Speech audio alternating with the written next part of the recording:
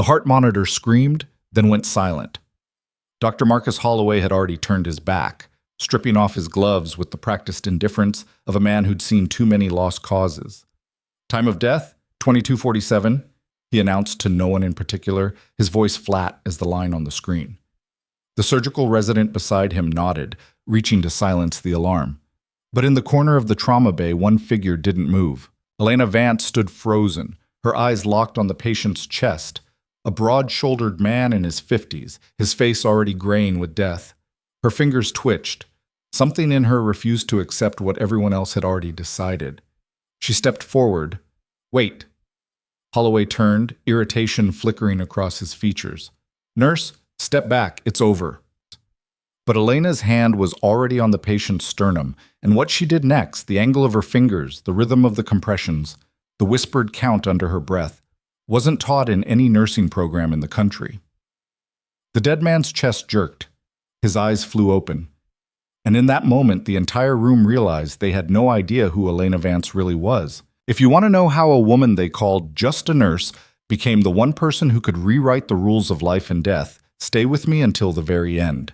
Like this video, drop a comment with the city you're watching from. I want to see how far this story can travel. Elena had been in Crescent Bay for exactly 11 days when she saved her first life and made her first enemy.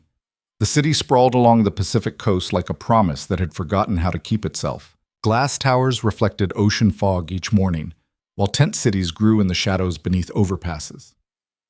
Crescent Bay Memorial Hospital sat at the intersection of both worlds, a 15-story monument to cutting-edge medicine surrounded by neighborhoods where ambulances arrived too late, if they arrived at all. The building itself was a study in contradictions.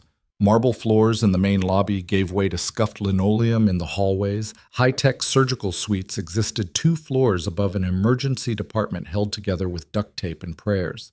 Elena had chosen it precisely because it was new to her, because no one here knew her name or the places she'd been. She'd walked into the HR office with impeccable credentials, nursing degree from a state university, 3 years at a community hospital in the Midwest, glowing recommendations that were real enough to pass any background check. She'd answered the standard questions with the standard answers, signed the standard forms, and started her overnight shifts in the emergency department without fanfare. She preferred it that way. Invisible. Unremarkable. Just another nurse in seafoam scrubs moving through the fluorescent chaos of the ER.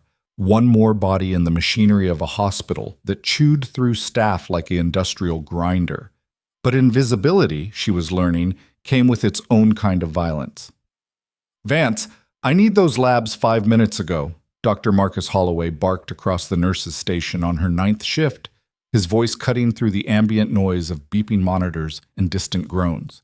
He didn't look up from his tablet. He never looked up. Elena had worked with him 6 times now, and he'd yet to make eye contact. She was convinced he didn't actually know what she looked like, only that she was a body that fetched things when summoned. She pulled the lab results from the printer and handed them over. He snatched them without acknowledgement and strode toward Bay 3, already shouting orders to the resident trailing behind him like a kicked puppy. "Don't take it personally," said Maya Reeves, the charge nurse, sliding up beside Elena with 2 cups of vending machine coffee. She offered one, the steam rising in weak curls. "Holloway treats everyone like furniture. But he's brilliant, so admin lets him get away with it." Elena accepted the coffee, the cup warm against her palms. "Brilliant how?" "Published in every major journal, lectures at conferences. Got offered department head at Johns Hopkins, but turned it down to serve underrepresented communities." Maya's air quotes were heavy with skepticism. Translation: he wanted to be the biggest fish in a smaller pond. Here, he's untouchable. The board loves him because he brings in research grants. The surgeons love him because he makes them look good, and the rest of us just try not to get crushed when he walks by. Elena sipped the coffee. It tasted like burnt plastic and regret. "Good to know. Just keep your head down and do your job. That's the survival guide for this place." Maya's pager buzzed. She glanced at it and sighed. "Incoming trauma, motorcycle versus SUV, ETA 3 minutes. The coffee went into the trash. Elena moved toward the trauma bay, muscle memory taking over, checking the crash cart, prepping IV lines. laying out intubation equipment in the exact sequence she'd done 1,000 times before. Other nurses bustled around her, but she moved in her own rhythm, efficient and silent. She'd learned long ago that the best way to be invisible was to be indispensable. Do your job perfectly, cause no problems, leave no impression beyond competence. The ambulance bay doors burst open with a crash of metal and urgency. 2 paramedics rushed in with a gurney between them. A man strapped down and covered in road rash, his leather jacket shredded into ribbons that hung off his body like dead skin. Blood soaked through the sheet beneath him, spreading in a dark stain. Martin Cross, 53, unrestrained rider, T-boned at an intersection doing approximately 45. The lead paramedic rattled off, his voice hoarse from shouting over sirens.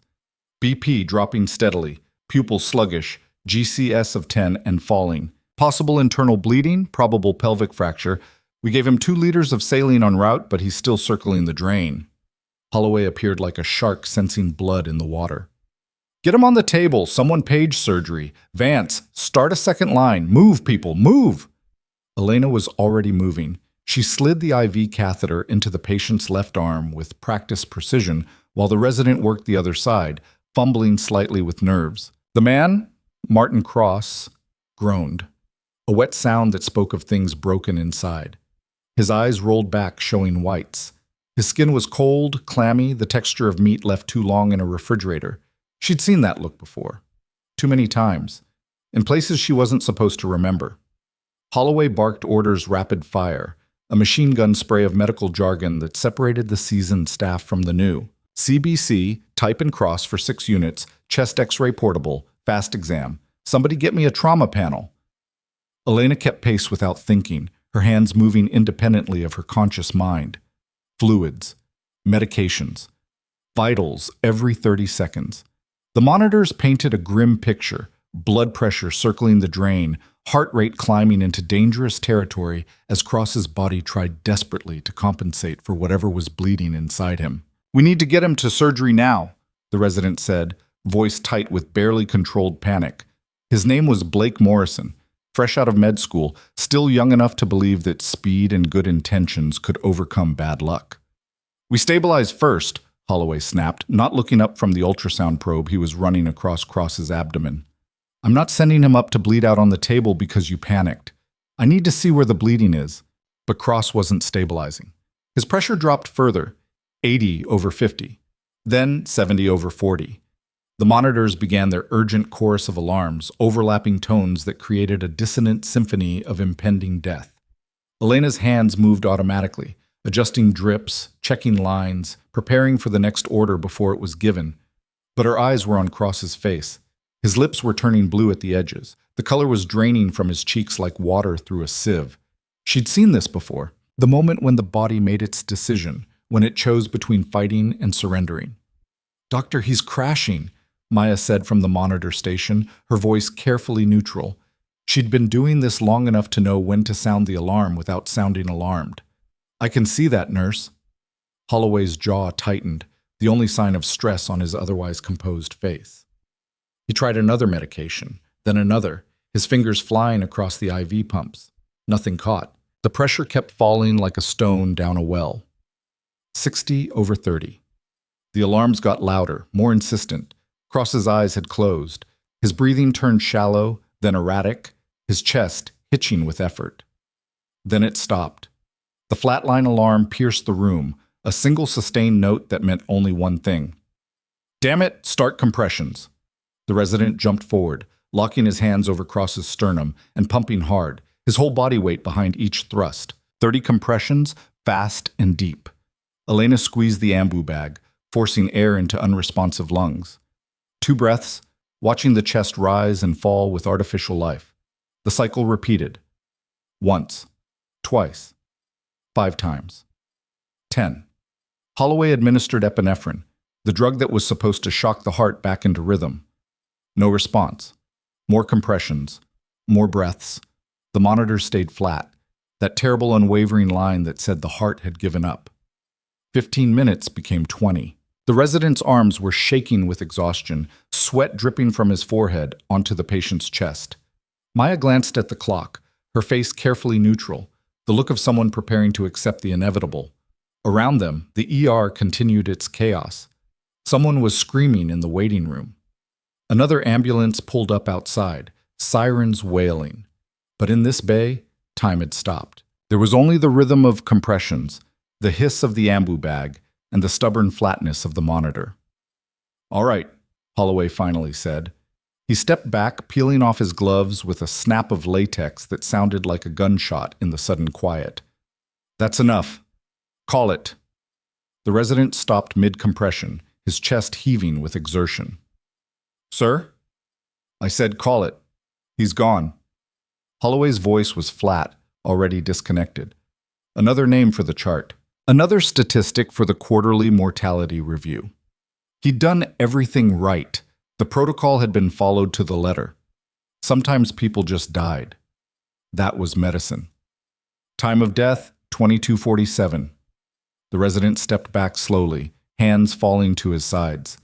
Maya moved to silence the alarms, her fingers reaching for the button that would restore peace to the room. The other nurses began the quiet work of cleaning up, disconnecting monitors, coiling IV tubing, preparing to move the body to the morgue. The room began to deflate, the terrible tension bleeding out into exhausted relief. Everyone had done their job. No one had made a mistake. The patient had simply been too injured, lost too much blood, arrived too late. These were the stories they'd tell themselves later, the narratives that would let them sleep tonight. But Elena didn't move. She stood at the head of the bed, staring down at Martin Cross's still face. Something was wrong. Not with the medicine. The medicine had been textbook perfect. Holloway had done everything by the book, every intervention timed correctly, every medication dosed appropriately. But textbooks didn't account for everything. They didn't account for the variables that existed in the space between theory and reality.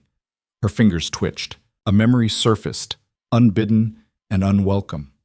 Sand in her teeth, helicopter rotors overhead shaking the air, blood on her hands and a voice screaming, "Don't you dare quit on me, soldier.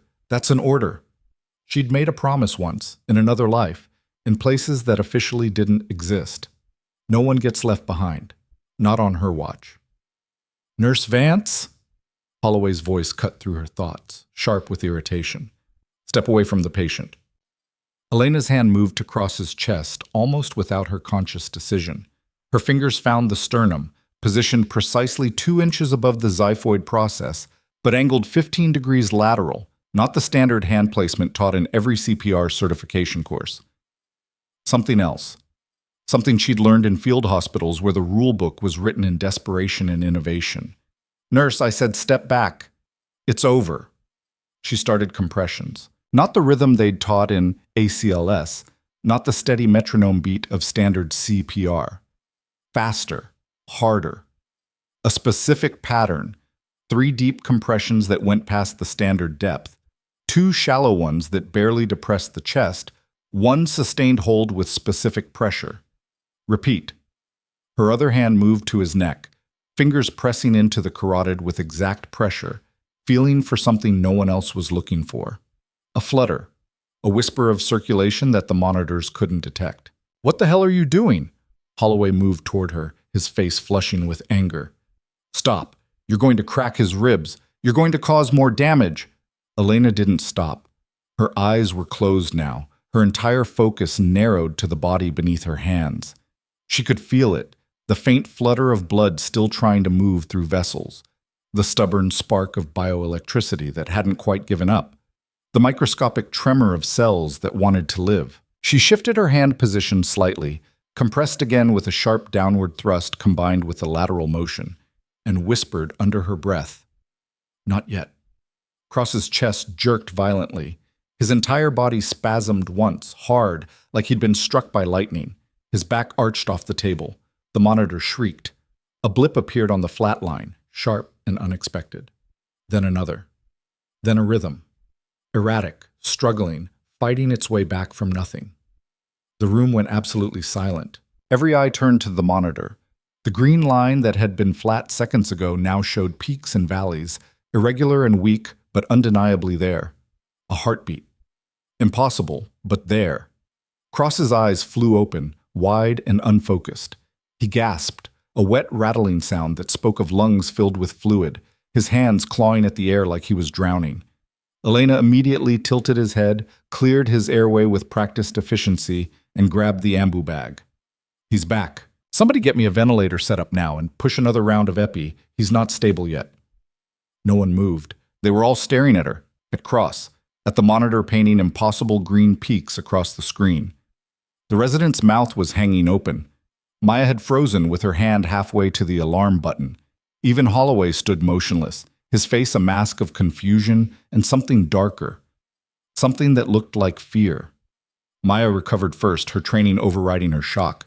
"You heard her! Move!" She grabbed the crash cart, wheeling it closer. The resident rushed to intubate, his hands shaking as he threaded the tube. Another nurse adjusted the IV drips, pushing medications with mechanical precision. The room exploded back into action. Within minutes, Cross was stabilized. Intubated, sedated, his vitals holding in a range that suggested he might actually survive. The surgery team arrived, summoned by a frantic page, and they whisked him away on a gurney, the doors swinging shut behind them with a pneumatic hiss. The trauma bay fell quiet again, but it was a different kind of quiet now. Heavy, charged. Elena stepped back from the table, her hands trembling slightly. Adrenaline crash. She knew it well, had experienced it hundreds of times. The shaking would pass in a few minutes, followed by bone-deep exhaustion. She turned to clean up, to disappear back into the machinery of the shift, to become invisible again. But Holloway blocked her path. "What?" he said slowly, each word sharp as a scalpel and twice as cold. "Was that?" Elena met his eyes for the first time since she'd started working at Crescent Bay Memorial. Up close, she could see the calculation in them. The ego wounded by witnessing something he couldn't explain or control. Marcus Holloway was the man who'd built his entire identity on being the smartest person in every room, and she'd just shattered that illusion in front of his staff. "CPR," she said evenly. "That was not standard CPR." "It worked." "That's not the point." His voice rose, drawing attention from the other bays. Staff members glanced over, then quickly looked away, suddenly very interested in their paperwork. "You don't get to freelance in my ER. You don't get to ignore a physician's order to call a code. You don't get to make up techniques on the fly because you have some kind of hero complex. You're a nurse, Vance. You follow protocol, not your gut." Elena said nothing. She'd learned a long time ago that arguing with men like Holloway was a waste of oxygen. He didn't want dialogue. He wanted submission. He wanted her to apologize, to bow her head and acknowledge that she'd overstepped. But she hadn't. She'd saved a man's life, and no amount of wounded ego could change that fact. When she didn't respond, his jaw tightened further. A vein pulsed in his temple. "We're going to have a conversation with the chief nursing officer about this. Count on it. What you did was reckless, dangerous, and completely outside your scope of practice. There will be consequences." He turned and walked away, his white coat billowing behind him like a cape. His footsteps echoing down the hallway with the weight of implied threats. Maya appeared at Elena's shoulder, her voice low and worried. "You just made an enemy. I saved a man's life." "Yeah." Maya's smile was sad, tinged with something that looked like pity. "That's what worries me. In this hospital, making Holloway look bad is worse than letting a patient die. The politics here? They're brutal." Elena didn't respond. She stripped off her gloves, tossed them in the biohazard bin, and walked to the supply room. Her hands were still shaking. She pressed them against the cold metal shelving unit, willing the tremors to stop. She'd been so careful. 11 days of perfect invisibility, of being exactly average, of doing her job well enough to avoid notice, but not so well that she stood out. And she'd thrown it all away in 30 seconds. But what was the alternative? Let Martin Cross die because saving him would draw attention? That wasn't who she was. That had never been who she was, even when she'd tried to bury that person under layers of false identities and fresh starts.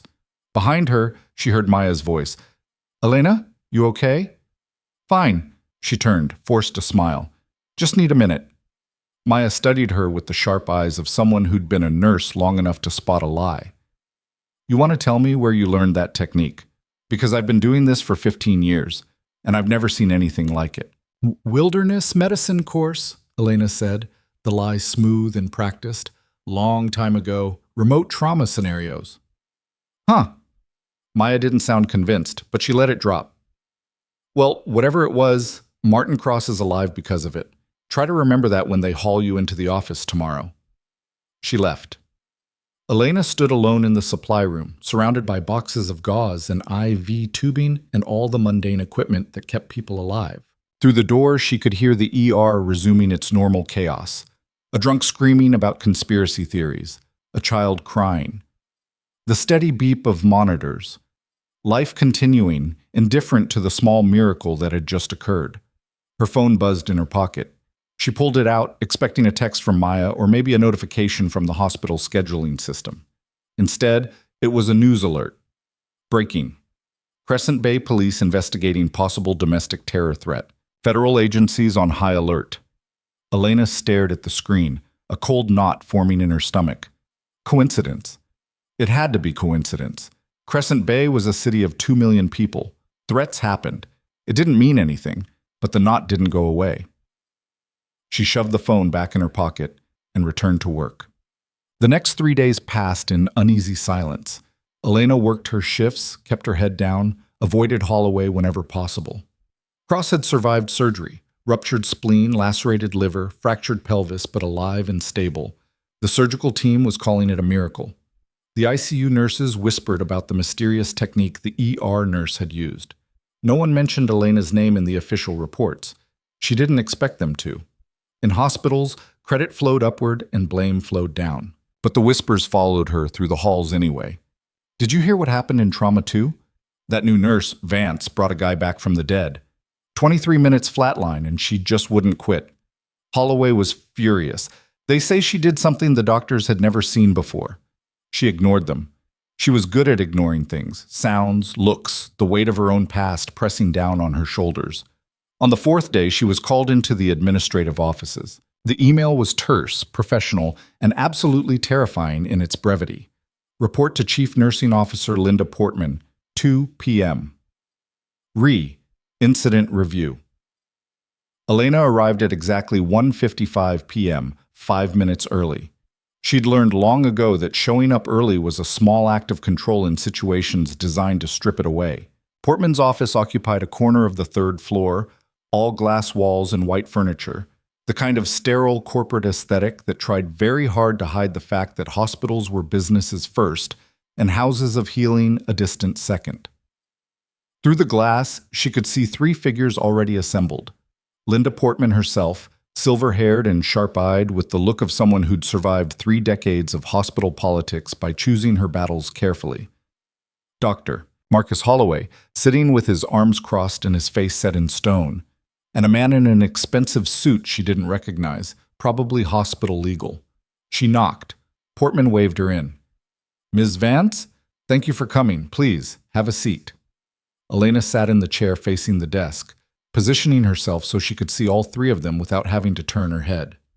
Basic situational awareness. The suited man didn't introduce himself, just opened a leather portfolio and clicked a pen. Portman folded her hands on the desk, her nails perfectly manicured. We're here to discuss the ongoing concerns regarding your clinical conduct during the code situation on the evening of the 16th.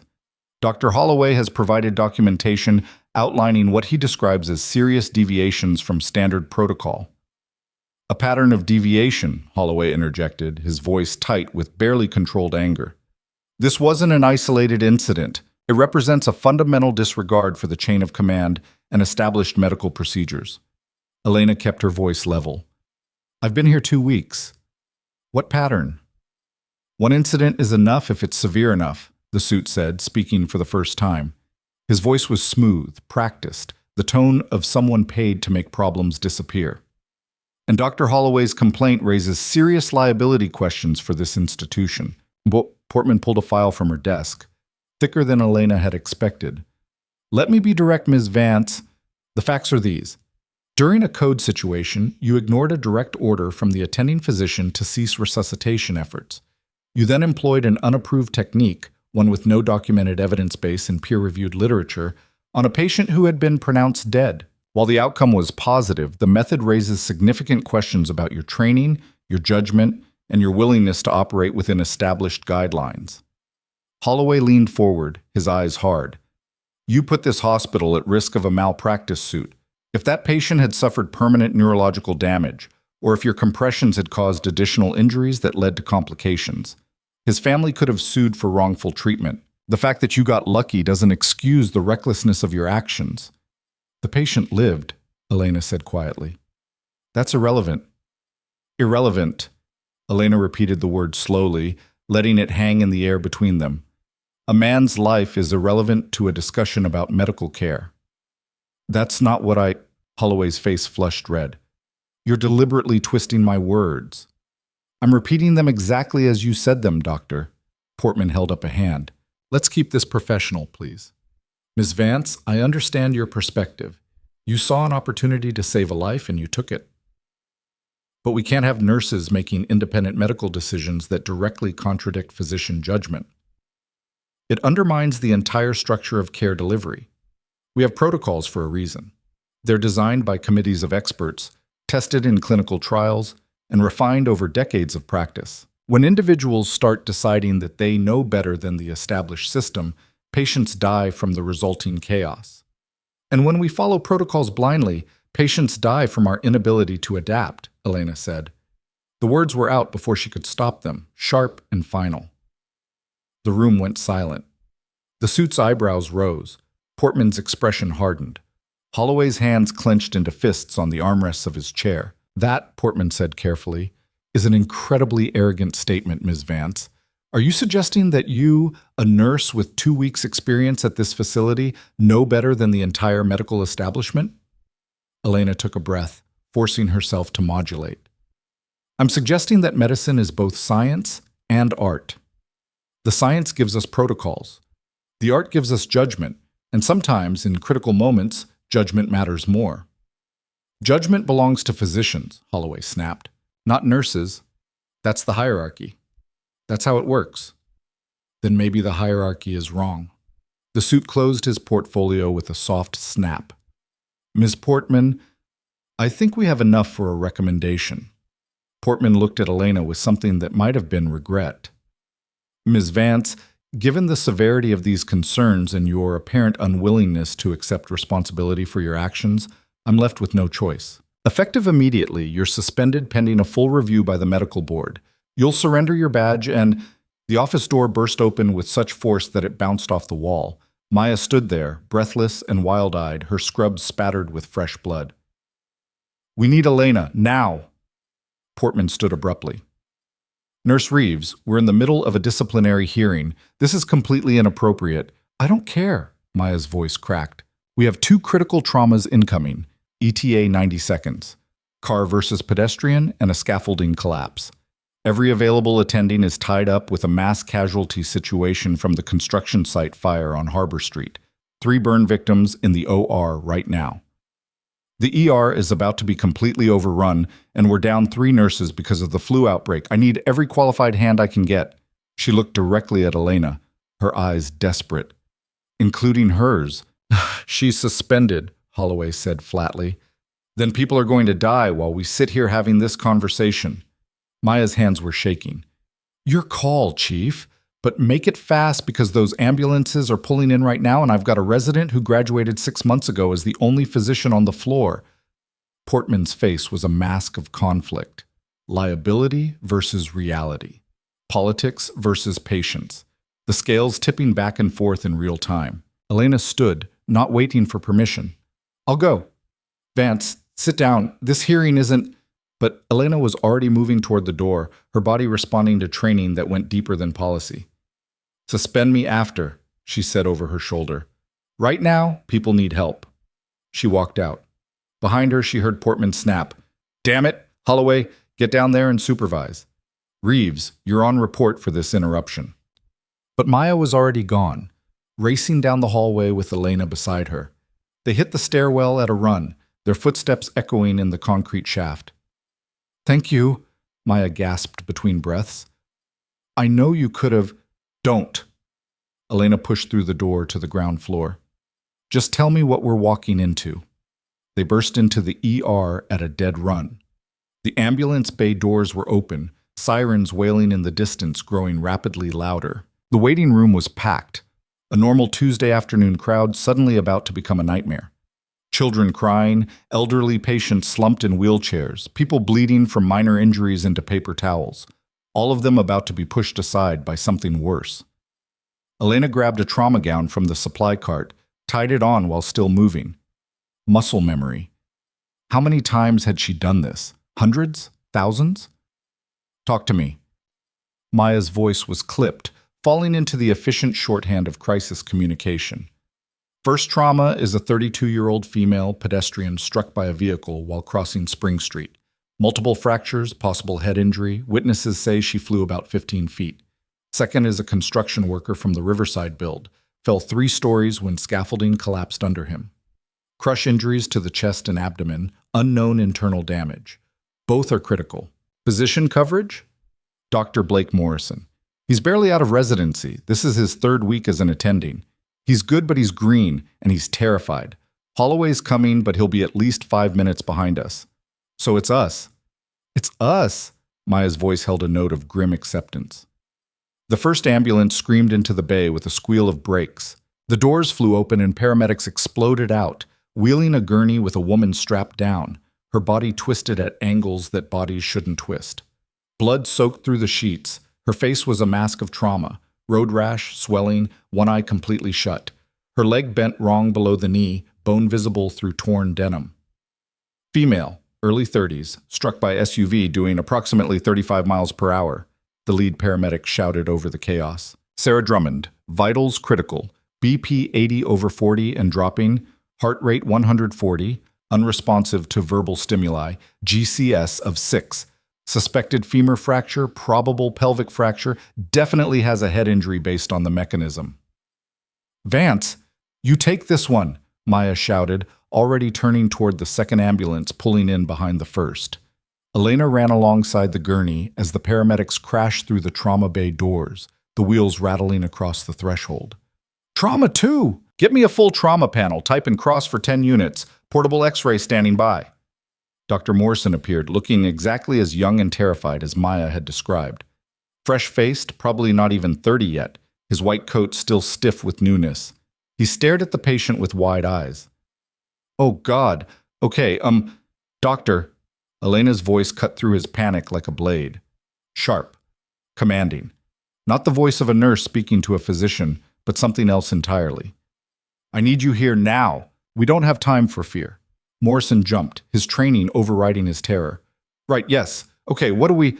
Stop. Listen. Elena stripped away the woman's torn clothing with practiced efficiency, exposing the full extent of the injuries. A BC. Airway, breathing, circulation. Start at the top and work your way down systematically. Can you do that? Morrison swallowed hard but nodded. Yes. Then do it. I'll handle everything else. Just stay with me and don't panic. They moved in synchronization, Morrison's shaky hands managing the airway, not perfect but adequate, while Elena started lines with the kind of speed that came from doing it under fire.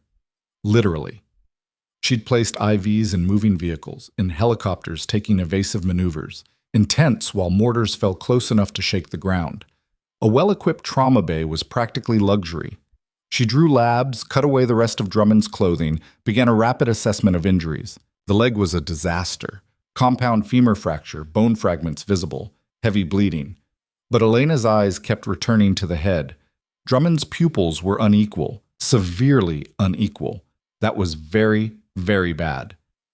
Get me a CT scan ordered stat and page neurosurgery. Morrison grabbed the phone, started dialing. Neurosurgery's in the OR with the burn victims. Then page them anyway. Tell them we have a critical epidural hematoma forming, and if they don't get someone down here in the next 15 minutes, this patient is going to herniate and die. Morrison's voice shook as he relayed the message. Elena worked alone, her hands moving with absolute precision. Stabilize the leg with a temporary splint, pack the bleeding, start fluids wide open to maintain pressure. Monitor vitals every 20 seconds. Every movement economical, no wasted motion, no hesitation. Across the department, she could hear Maya shouting orders, the sound of organized chaos as they worked the construction worker. A code alarm started wailing. The construction worker was crashing. They'd need help soon. But Drummond needed her more right now. Morrison returned, his face pale. Neurosurgery says minimum 20 minutes. They're in the middle of a craniotomy. They can't just walk away. This patient doesn't have 20 minutes. Elena checked the monitor. Drummond's pressure was dropping.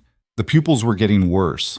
Classic signs of a bleed in the brain, pressure building against the skull with nowhere to go, compressing vital structures. In 20 minutes, Drummond would be brain dead. We're drilling burr holes, now. Morrison went absolutely white. That's a neurosurgical procedure. I've watched it in residency, but I've never actually... Then today you learn. Elena was already pulling supplies from the crash cart. Sterile drapes, betadine, a manual hand drill from the surgical kit. Not ideal. This wasn't an operating room, but it would do. You know the anatomy? Theoretically, yes, but theory becomes practice or this woman dies. Your choice, doctor. Morrison stared at her for a long moment. Then something shifted in his eyes. The fear didn't disappear, but it moved to the back, making room for something else. Determination. He nodded. Tell me what to do. Elena prepped Drummond's scalp with terrifying speed, her movements efficient and sure. She marked the entry point, 2 centimeters above the ear, avoiding major vessels, right over where the hematoma should be based on the mechanism of injury and the pupil findings. Hold her head absolutely still. Don't let it move even a millimeter. Morrison's hands were shaking as he positioned himself, but his grip was firm. Elena positioned the drill bit against the marked spot, took one steadying breath, and began drilling. The bit cut through bone with a sickening crunch and grind that made Morrison gag. Elena's face remained impassive, focused entirely on the feel of the drill, the resistance of the bone, the sudden give when she broke through. Blood welled up immediately, then released in a rush as the trapped pressure found escape, dark venous blood that spoke of the hematoma draining. Drummond's vitals immediately began to stabilize. The monitor showed her pressure climbing back toward normal ranges. Her pupils started to equalize. Elena pulled the drill out, packed the wound with gauze, stepped back. Get her to CT now. Neurosurgery can finish the job when they're available, but the critical pressure is relieved. She should hold. Morrison stared at the small hole in Drummond's skull like it was a miracle. I can't believe You did good, doctor. Now move her. Go! He went, shouting for transport, his earlier fear replaced with something like exhilaration, the adrenaline high of saving a life. Elena stripped off her gloves and immediately ran toward the sound of the code alarm. Bay 4. The construction worker, Miguel Santos, according to the board on the wall, was on the table, his chest a catastrophic mess of bruising, deformity, and what looked like at least a dozen broken ribs. Maya was doing compressions, sweat pouring down her face, her arms shaking with exhaustion. How long? Elena asked, stepping up to the table. 7 minutes. Nothing's catching. We've pushed epi 3 times, tried calcium, tried bicarb. Nothing. Maya's voice was raw with fatigue and desperation. The monitor showed a rhythm, but it was barely organized. PEA, pulseless electrical activity. The heart was trying, going through the motions, but not actually pumping blood, usually caused by something mechanical. Tension, pneumothorax, cardiac tamponade. Massive PE. Elena's eyes scanned Santos's chest. The bruising was severe, concentrated on the left side. His trachea was deviated to the right. Breath sounds were absent on the left. Tension pneumothorax. His left lung is collapsed and the pressure is crushing his heart. We need a chest tube. No time. Elena grabbed a large bore needle from the crash cart. Hold him steady. She palpated Santos's ribs, found the second intercostal space, and without hesitation drove the needle straight through the chest wall. There was a hiss of escaping air, loud, sustained, like opening a pressurized container. Santos's chest visibly decompressed. The monitor immediately showed a stronger rhythm. Then a pulse.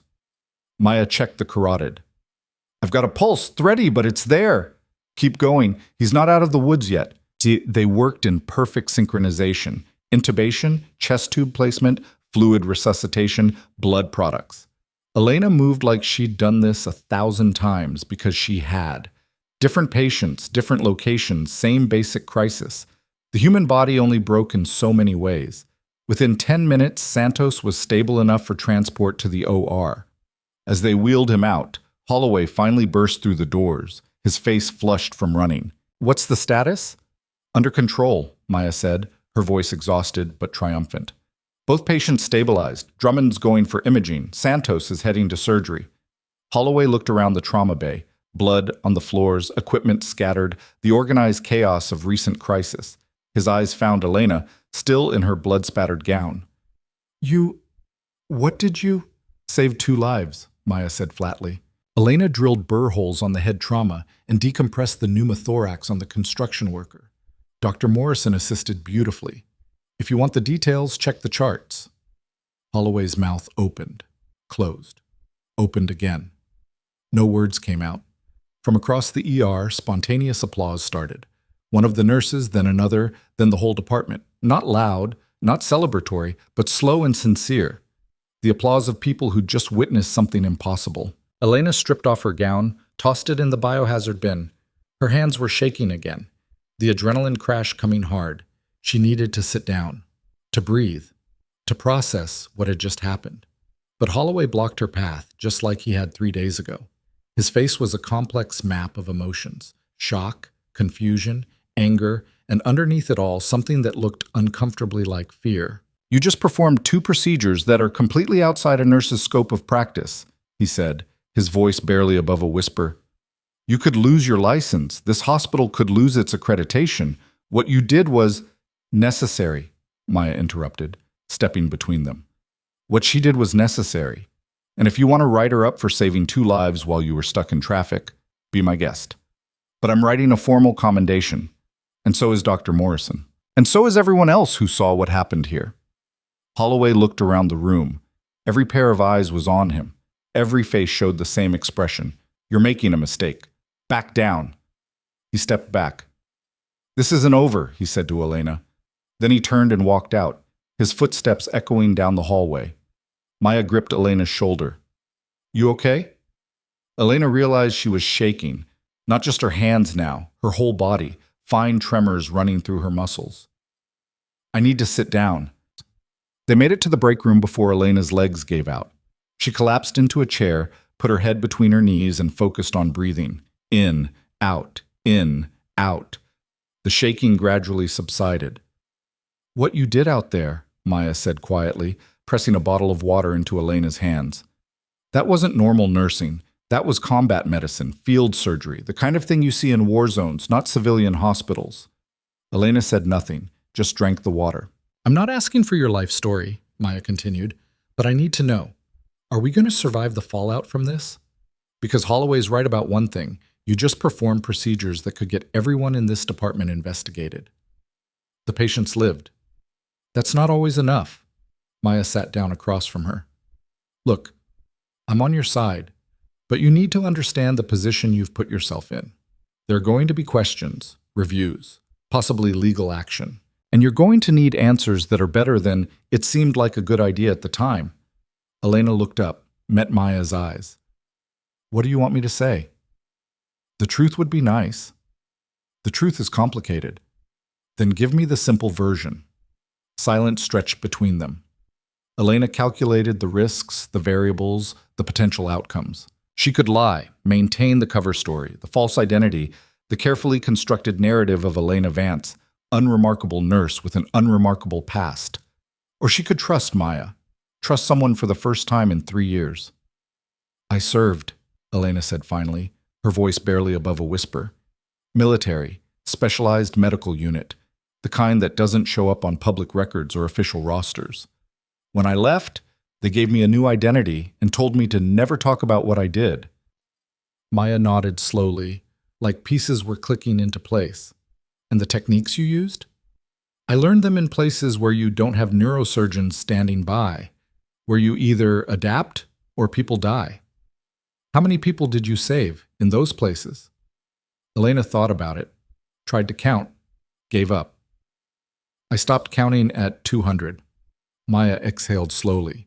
"Jesus, I came here to start over, to be normal, to just exist without carrying all of that." Elena's voice cracked slightly. "But I can't watch people die when I know I could save them." I can't turn it off. No one's asking you to. Maya stood, walked to the small window that looked out over the parking lot. But you need to understand something about this hospital, about this world. It's not enough to be good at what you do. You have to play the game, navigate the politics, keep the right people happy. I don't know how to do that. Then learn, fast, because Holloway's going to come after you with everything he has. And unless you find a way to protect yourself, all of this, the lives you saved, the good you're doing, it won't matter. They'll crucify you and move on. Before Elena could respond, the break room door opened.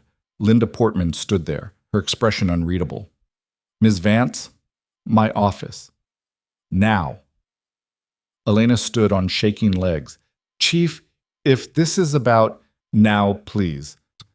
Elena followed Portman through the hallways, acutely aware of the looks from passing staff. Word had already spread. The mysterious new nurse who performed surgery in the ER, who brought people back from the dead, who didn't follow anyone's rules. Portman's office felt colder than before. She closed the door, gestured for Elena to sit. Then, unexpectedly, she sat down across from Elena instead of behind her desk. Dr. Holloway has withdrawn his complaint, Portman said without preamble. Elena blinked. He what? He called me 15 minutes ago, said he'd reconsidered, that perhaps he'd been too hasty in his assessment. Portman's tone suggested she didn't believe a word of it. So the suspension is lifted. You're cleared to return to work. Just like that. Just like that. Portman leaned back, studying Elena with sharp eyes. I'm not naive, Ms. Vance. I know what happened. But I know that Holloway withdrew his complaint because half the ER staff just watched you save 2 lives while he was nowhere to be found. I know that if he pushes this any further, he's the one who ends up looking incompetent. So he's protecting his reputation by backing down. But that doesn't answer my questions about you. Portman stood, walked to the window. I've been running nursing departments for 26 years. I've seen a lot of nurses. Good ones, bad ones, average ones. But I've never seen anyone like you. The way you moved in that trauma bay, you didn't just know what to do, you commanded it. You performed procedures that should have been impossible for someone with your credentials. Elena said nothing. Portman turned back. Here's what I know. Elena Vance got her nursing degree from State U 6 years ago. Worked at Mercy General in Columbus for 3 years. Good performance reviews. Nothing exceptional.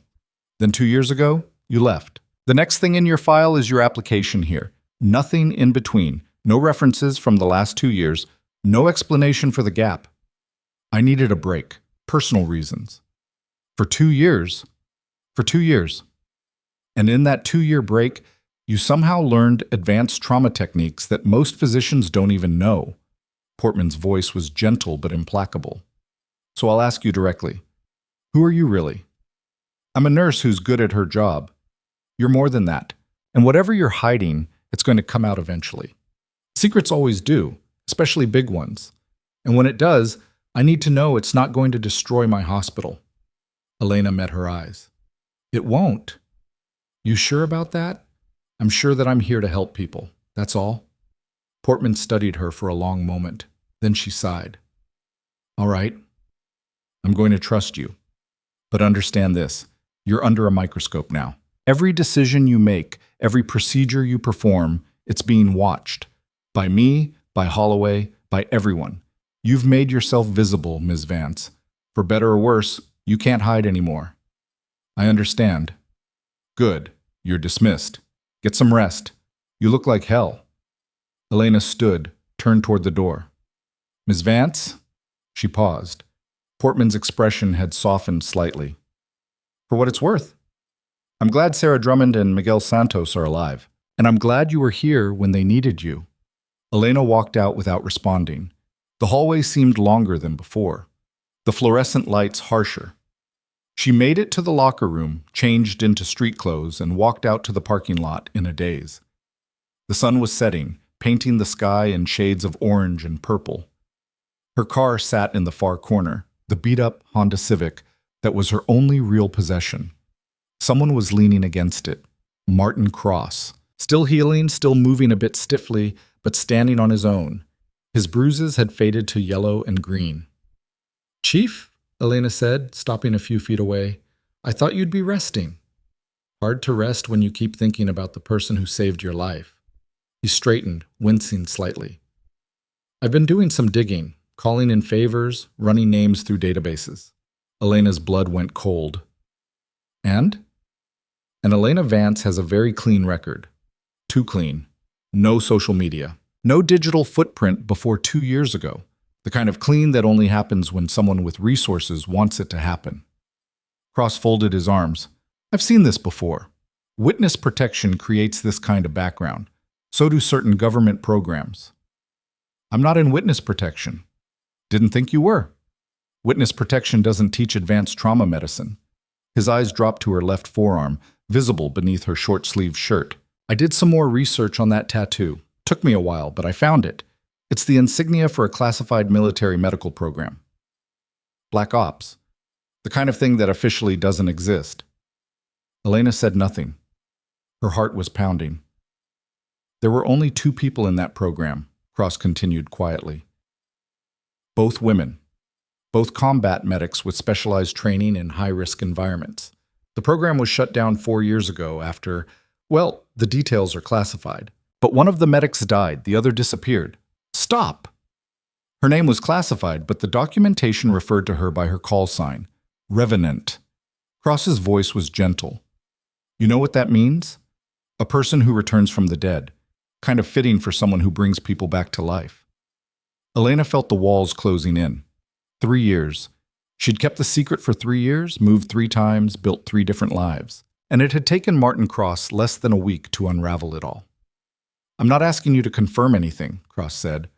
I'm just saying I understand. You served, you saw things, you did things, and when it was over, they gave you a chance to walk away clean, start fresh, be someone else. Why are you telling me this? Because Holloway's not going to let this go.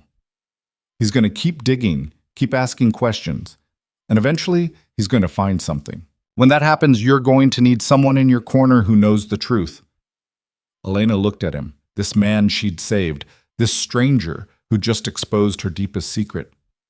What do you want? Nothing. I owe you my life. I'm trying to repay that debt. He pulled out a business card, handed it to her. Police Chief Martin Cross, Crescent Bay PD, a cell number handwritten on the back. When you need help, and you will need help, call me. He turned and walked toward his own car, moving carefully on still healing injuries. Cross. He paused, looked back. Thank you. He nodded once, then got in his car and drove away. Elena stood alone in the parking lot, holding the card, watching the sunset paint the sky in colors that looked like fire. She thought about running. She'd done it before. Pack a bag, drive through the night, start over somewhere new. Portland, maybe. Or Phoenix. Somewhere Martin Cross's reach didn't extend. But she was tired. Tired of running, tired of hiding, tired of being invisible while carrying the weight of all those saved lives in secret. Her phone buzzed. A text from Maya. News alert. Turn on your TV when you get home. Elena got in her car, drove to her bare-bones studio apartment, and turned on the television. Every channel was showing the same thing. A press conference, federal officials standing behind microphones, their faces grim. We have credible intelligence suggesting a coordinated attack on Crescent Bay's critical infrastructure. A woman in an FBI jacket was saying, We're asking all citizens to remain vigilant, report any suspicious activity, avoid large public gatherings until further notice. The camera cut to footage of military vehicles moving through city streets, armed personnel setting up checkpoints, the machinery of response mobilizing. Elena watched, feeling ice form in her stomach. She'd seen this before, knew what it meant, knew the pattern. Something was coming, something big, and somehow some instinct born in war zones and refined through countless crises told her that her quiet new life in Crescent Bay was about to explode in ways she couldn't even imagine. Her phone rang. Unknown number. She almost didn't answer, then did. Ms. Vance? A man's voice, professional, controlled. Yes? This is Special Agent David Park, FBI. I need you to listen very carefully. You're not in trouble, but I need you to come to the federal building tomorrow morning at 9 a.m. There's a situation developing, and your unique skill set may be necessary. What situation? I can't discuss it over the phone, but I promise you this is a matter of national security. Will you come? Elena looked at her reflection in the darkened TV screen, saw a woman she barely recognized, someone who'd tried so hard to disappear, to be normal, to leave the past behind. But the past never stayed buried. It always came back, always found you. I'll be there, she said. Thank you. Someone will meet you in the lobby, and Ms. Vance, don't tell anyone about this call. The line went dead. Elena sat in the darkness of her apartment, the city lights of Crescent Bay glowing beyond her window like a warning. In the distance, she could hear sirens, always sirens, the sound of a city on edge. Tomorrow morning, she'd walk into that federal building and whatever came next, she'd face it. Because running had never solved anything. Because people were in danger. Because she'd made a promise long ago, in blood and sand and screaming metal. No one gets left behind. She went to her closet, pushed aside the few clothes hanging there, and pulled out a locked box from the back shelf. Inside was everything she'd kept from before. Dog tags with a name that wasn't Elena Vance. A citation for valor she'd never been allowed to display. Photographs of people who were either dead or had disappeared into their own new lives. And at the bottom, wrapped in cloth, the only weapon she'd kept, a combat medic's knife, the blade still sharp, the handle worn smooth from years of use. She held it in her hands, feeling the weight of all those years, all those lives, all those choices that had led her here. Whatever was coming, she'd be ready. In the darkness of Crescent Bay, under a sky filled with circling helicopters and the distant pulse of emergency lights, Elena Vance stopped running and started preparing for war.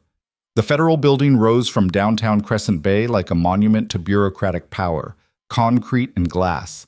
12 stories of windowless lower floors designed to withstand everything from earthquakes to truck bombs. Elena arrived at 8:47 a.m., 13 minutes early, carrying nothing but her hospital ID and the weight of a sleepless night. The lobby was nearly empty at this hour, just a handful of people waiting for offices to open, their footsteps echoing on polished marble. A woman in a dark suit approached before Elena reached the security desk. Ms. Vance? No introduction, no badge shown. Follow me, please. They bypassed security entirely, moving instead to a private elevator that required a key card. The woman inserted hers, pressed a button for a floor that had no number, just a symbol Elena didn't recognize. They rode in silence, the elevator descending rather than rising. Underground. That was never a good sign. The doors opened onto a corridor that looked nothing like the building above. No marble here, just reinforced concrete, LED strips providing harsh white light, and the distinct feeling of being somewhere that officially didn't exist. They passed through 2 more security checkpoints, each one more serious than the last, before arriving at a conference room. Special Agent David Park was younger than his voice had suggested, mid-40s, sharp eyes behind rimless glasses, the posture of someone who spent too much time at a desk but stayed fit anyway. He stood when Elena entered. Ms. Vance, thank you for coming. He gestured to a chair. Please. Elena sat. The woman who'd escorted her disappeared without a word, the door clicking shut with the heavy finality of serious locks engaging. Park opened a folder on the table. I'm going to be direct because we don't have time for dancing around this. We know who you are, the real you, not Elena Vance. We know about the program. We know about your service record. We know about the 73 confirmed saves in active combat zones, the Medal of Valor you were never allowed to accept, and the classified mission in Kandahar that went sideways and got your program shut down. Elena's face remained neutral, but her pulse spiked. If you know all that, you know I signed non-disclosure agreements that will put me in federal prison if I talk about any of it. Those agreements are still in effect. I'm not asking you to violate them. Park pulled out a photograph, slid it across the table. I'm asking you to help us stop this.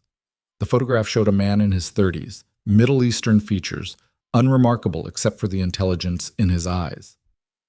Harim Almasi, chemical engineer, PhD from MIT, worked in pharmaceutical development until 18 months ago when he dropped off the grid.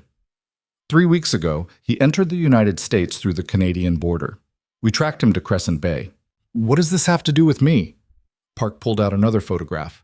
This one showed the same man inside what looked like a warehouse, working with equipment Elena recognized from her military training.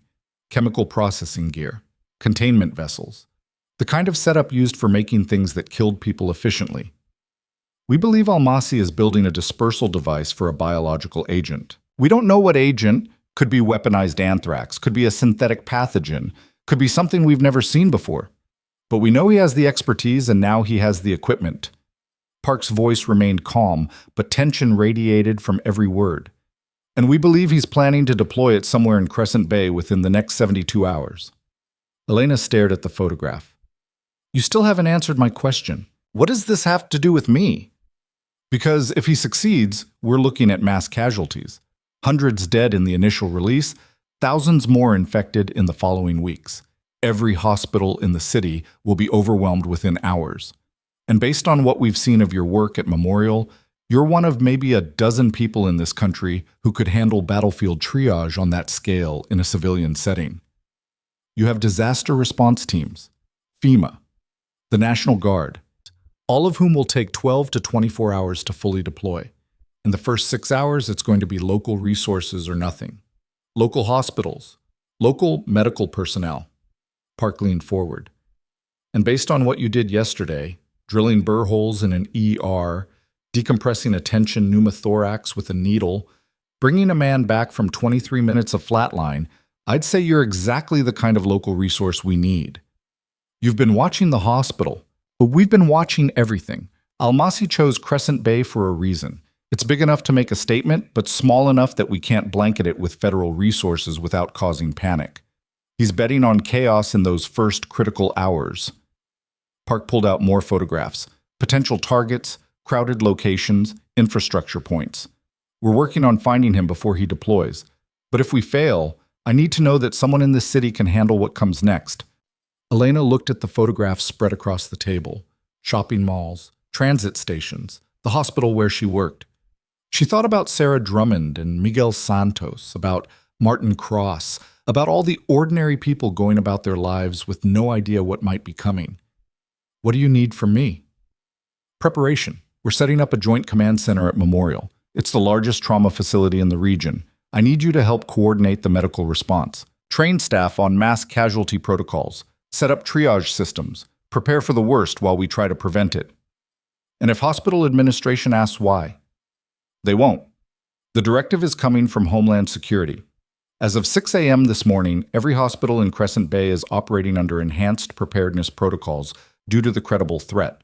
They think it's a dirty bomb scenario. They don't know about the biological component. That information is need to know only. Elena stood. When do you need me? 2 hours ago, but I'll settle for right now. The drive back to Memorial took 15 minutes through morning traffic. Elena's mind was racing, running through scenarios, calculating resources, remembering procedures she hadn't thought about in years. Biological weapons weren't like bullets or bombs. They were insidious, invisible, spreading through populations before anyone realized what was happening. The first victims would present as ordinary illness, flu symptoms, respiratory distress, nothing that immediately screamed attack. By the time the pattern became clear, the contagion would already be out of control. She pulled into the hospital parking lot and found it transformed. Military vehicles occupied the emergency bay. Personnel in unmarked fatigues were setting up equipment. The ordinary chaos of a hospital morning had been replaced by something harder, more focused. Maya met her at the entrance, her face tight with stress. What the hell is going on? I got called in 2 hours early, told to report to a briefing, and now there's armed soldiers in my ER. Threat assessment. They're preparing for a potential incident. What kind of incident requires this? Maya gestured at the controlled chaos around them. Elena chose her words carefully. The kind where we need to be ready for anything. Where's the command center? Conference room C, 3rd floor. But Elena, seriously, what? I'll explain what I can when I can. Right now I need you to trust me and help me get ready for something bad. Maya studied her face, then nodded slowly. You've got that look. The one you had before you brought Cross back. The one that says you know something the rest of us don't. I know we need to be prepared. That's all that matters right now. They took the stairs to the 3rd floor. Conference Room C had been converted into what looked like a military operations center. Computers, communications equipment, maps of the city spread across every surface. A dozen people worked at various stations, some in military uniform, others in civilian clothes that screamed federal agent. Agent Park stood at the center, coordinating. He saw Elena and waved her over. "Good, you're here. This is Dr. Sarah Reeves, infectious disease specialist out of Johns Hopkins." He indicated a woman in her 50s with gray hair pulled back severely. "She'll be your technical advisor on the medical side. And this is Colonel James Martinez, National Guard. He's coordinating the security response." Martinez nodded curtly. He had the look of someone who'd seen combat and hadn't enjoyed it, but had done it anyway. "Ms. Vance, we've been briefed on your background. Glad to have you." "What's the current status?" Elena asked, her voice shifting into the clipped efficiency of mission briefings. Park pulled up a map on the central screen. "We've identified 3 possible target locations based on Almasi's movements over the past week. The Riverside Shopping District, high foot traffic, enclosed spaces, maximum exposure potential. Union Station, transportation hub, spreads the agent across the city as people travel. And the Downtown Arts Festival, scheduled for tomorrow afternoon, expected attendance over 50,000. He'll choose the festival," Elena said immediately. "Maximum casualties, maximum media impact, and it's outdoors, which makes containment nearly impossible." Dr. Reeves nodded agreement. "That's our assessment as well. We're deploying covert surveillance teams to all 3 locations, but the festival is our primary concern." "Do we know what agent he's using?" "Negative. Analysis of materials he's purchased suggests something respiratory, designed to be inhaled rather than absorbed through skin contact. Beyond that, we're blind. Could be anthrax spores, could be modified influenza, could be entirely synthetic. We won't know until we have a sample or until people start getting sick." Elena felt ice forming in her chest. "Treatment protocols? Broad-spectrum antibiotics for bacterial agents, antivirals for viral, supportive care for everything else. But without knowing what we're dealing with, we're essentially guessing." Dr. Reeves pulled up a presentation on one of the screens. "This is the response protocol we're implementing. 4-tier triage based on symptom severity, isolation wards set up in the hospital basement, decontamination stations at every entrance. Staff training begins in 1 hour." "Who's leading the training?" Everyone looked at Elena. Park spoke quietly. "You are. You've got more experience with mass casualty scenarios than everyone in this room combined. And you've got the respect of the ER staff after yesterday. They'll listen to you." "Holloway won't like it." "Dr. Holloway has been reassigned to administrative duties for the duration of this crisis. You'll be working directly with the chief of medicine." Elena almost smiled. Almost. "When do we start?" "Right now." The next 4 hours were a blur of briefings, demonstrations, and preparations.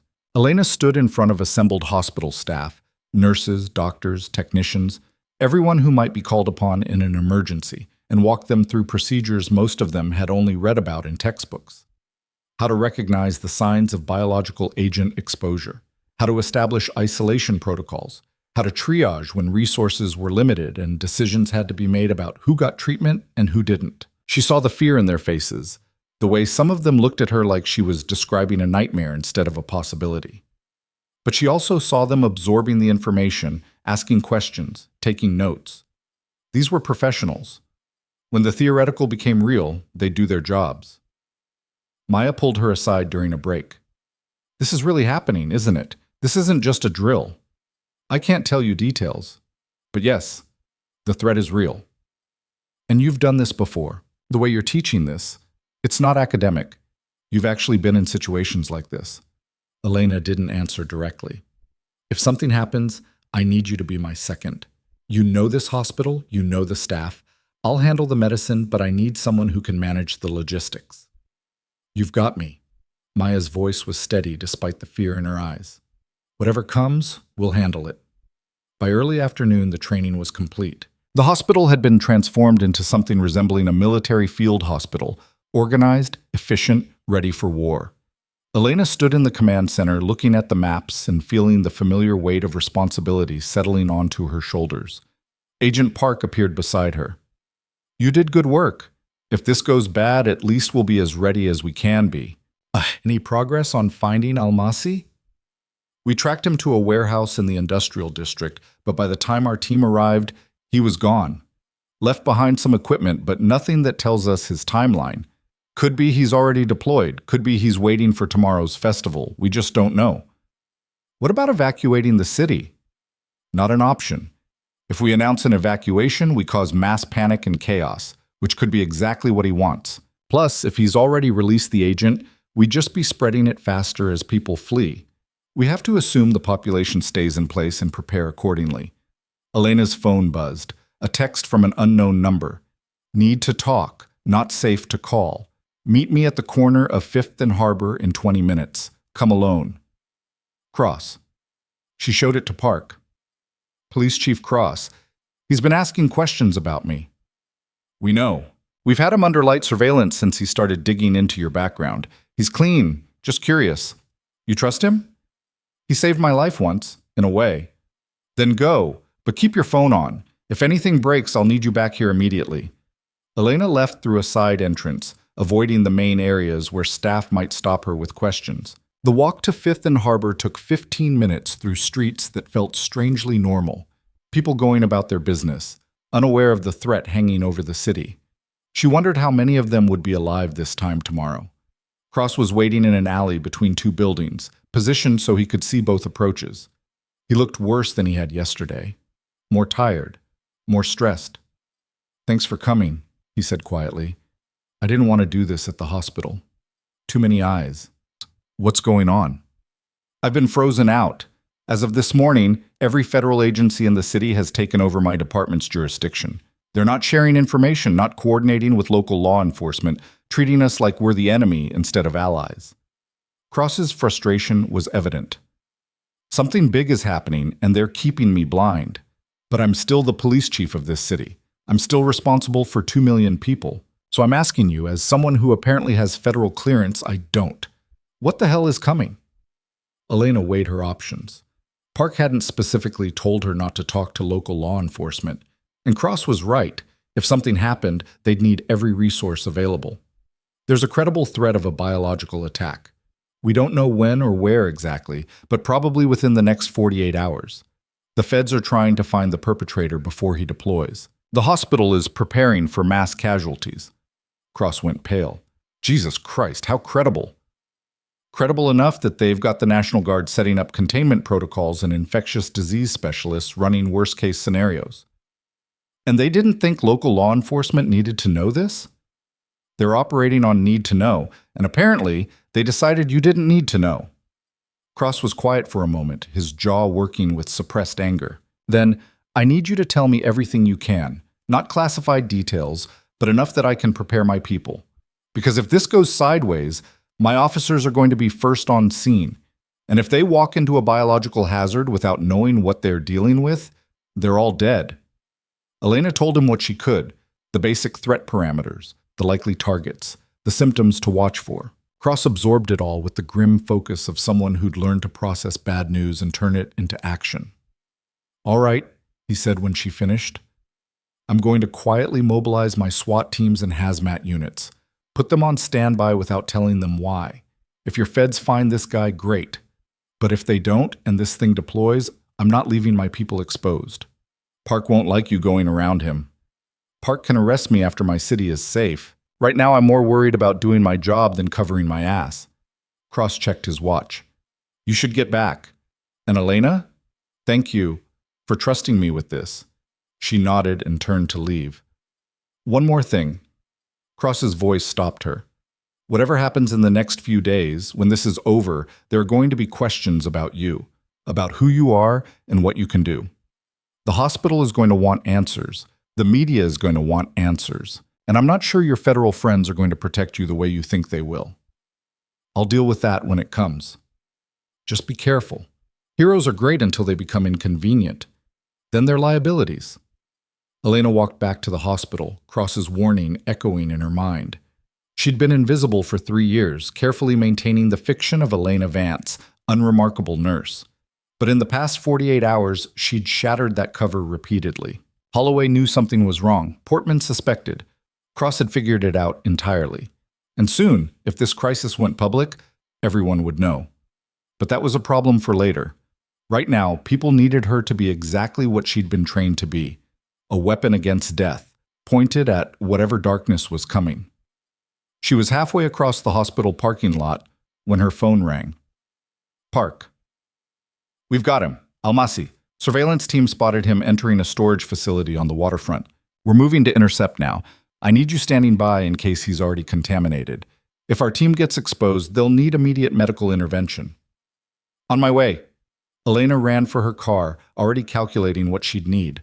The combat medic kit she'd kept from her military service was in the trunk, sealed and forgotten for 3 years. She'd sworn never to open it again. But some oaths were made to be broken when lives were on the line. The waterfront district was a maze of old warehouses and shipping containers, the kind of place where you could disappear for weeks if you knew what you were doing. Elena arrived to find it already locked down, federal vehicles blocking every exit, agents in tactical gear moving into position. She parked where directed and grabbed her kit from the trunk. Agent Park met her at the perimeter.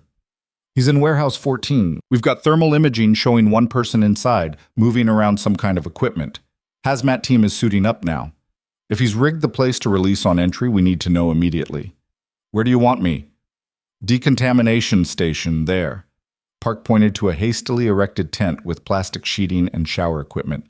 If anyone comes out contaminated, you handle the initial treatment. Dr. Reeves is on her way, but you're our first line. Elena set up her kit, her hands moving with the muscle memory of hundreds of field operations. Atropine for nerve agents, antibiotics for bacterial exposure, antivirals on standby, epinephrine for anaphylaxis. She laid it all out in precise order, ready to grab whatever was needed within seconds. The tactical team moved in, 8 agents in full hazmat suits moving slowly and carefully toward the warehouse entrance. Elena watched through binoculars, her heart rate steady despite the adrenaline flooding her system. This was familiar territory, dangerous but familiar. The team breached the door. Seconds ticked by in silence. Then Park's radio crackled. We're in. Place is set up as a lab. Equipment is still warm. He was here recently. Where is he? That's the problem, sir. He's not here. The thermal signature we picked up was a heat lamp over the equipment. It's a decoy.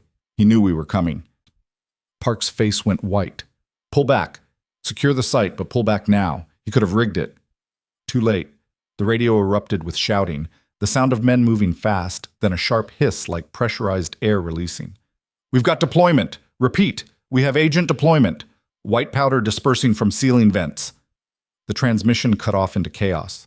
Elena was already moving, not waiting for orders. She grabbed her kit and ran toward the warehouse, ignoring Park's shout to stop. Through the door and into hell.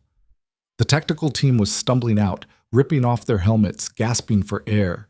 The suits had been breached somehow, or the agent had gotten through the filters. Elena grabbed the first one, pulled him toward the decontamination tent. Get them all in here, strip them down and wash everything. The agents were coughing, their eyes streaming tears. One collapsed, convulsing. Elena started an IV line, pushed atropine. If this was a nerve agent, she had maybe 60 seconds before permanent damage. Another agent vomited violently. Different symptom profile, not nerve agent, biological. How long were you exposed? She demanded. Maybe 20 seconds before we got out, one managed to gasp. 20 seconds. Depending on the agent, that could be nothing, or it could be a death sentence. Elena worked frantically, establishing lines on all 8 agents, drawing blood samples for analysis, administering broad-spectrum treatments while Dr. Reeves arrived and took over coordination. What are we looking at? Reeves asked, her voice clipped and professional despite the crisis. Unknown biological, respiratory symptoms, neurological involvement in at least 2 patients. Could be modified anthrax, could be something synthetic. I've started empirical treatment, but we need to get these samples analyzed immediately. Reeves nodded, already on her phone coordinating with the CDC lab in Atlanta. Around them, more federal agents were establishing a wider perimeter, evacuating nearby buildings, setting up containment. Park appeared beside Elena, his face grim.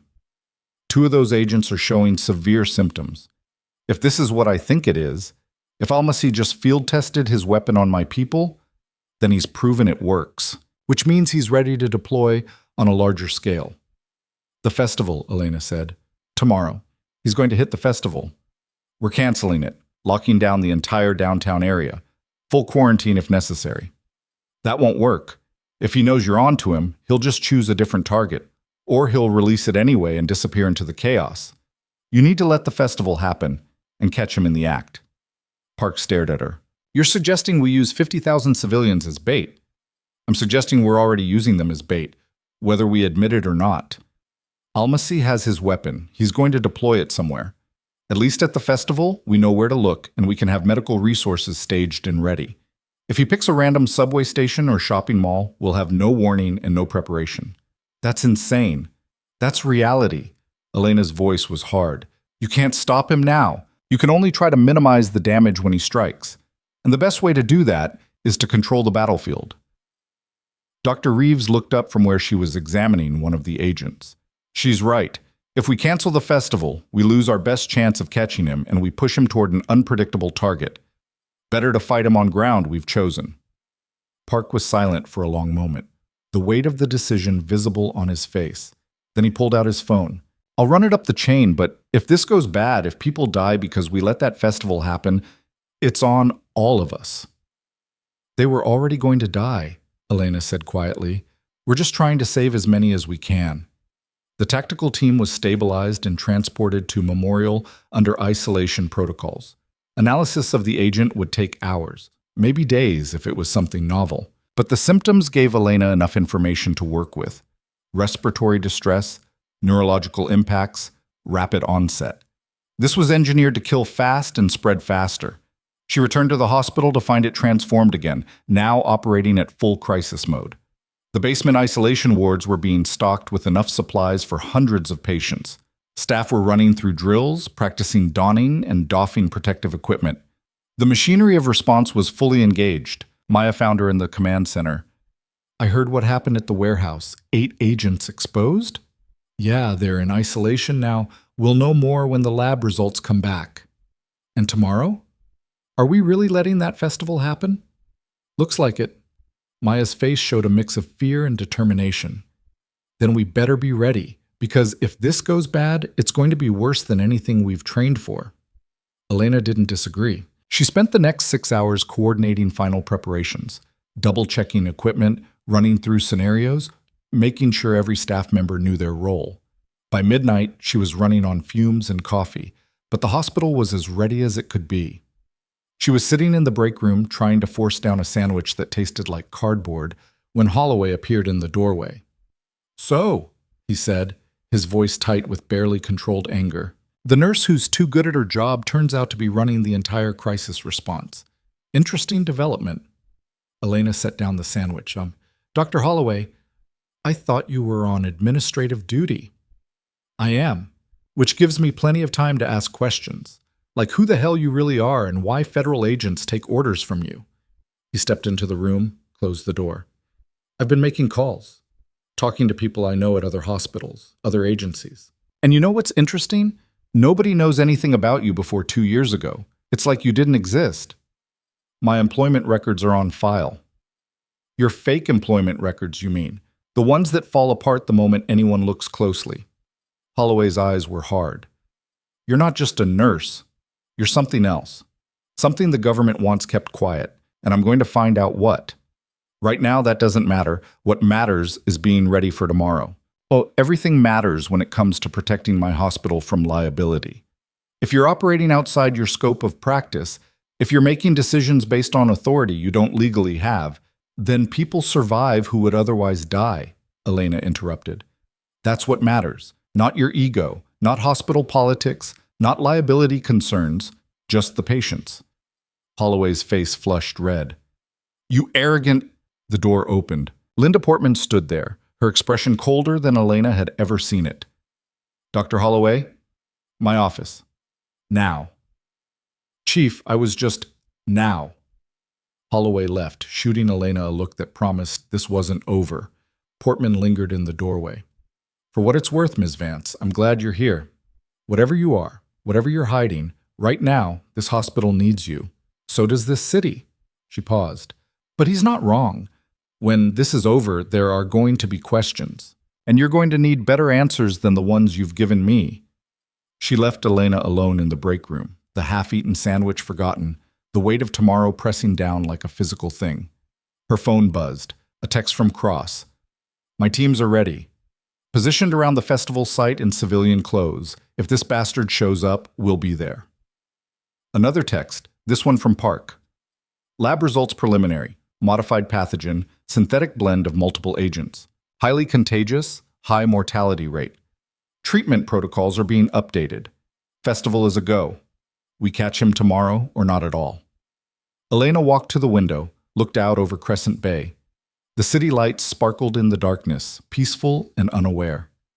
Somewhere out there, Karim Almasi was preparing to unleash hell on these people.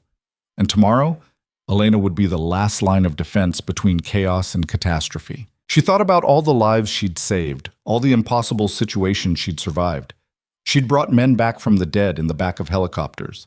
She'd performed surgery with a combat knife while under fire.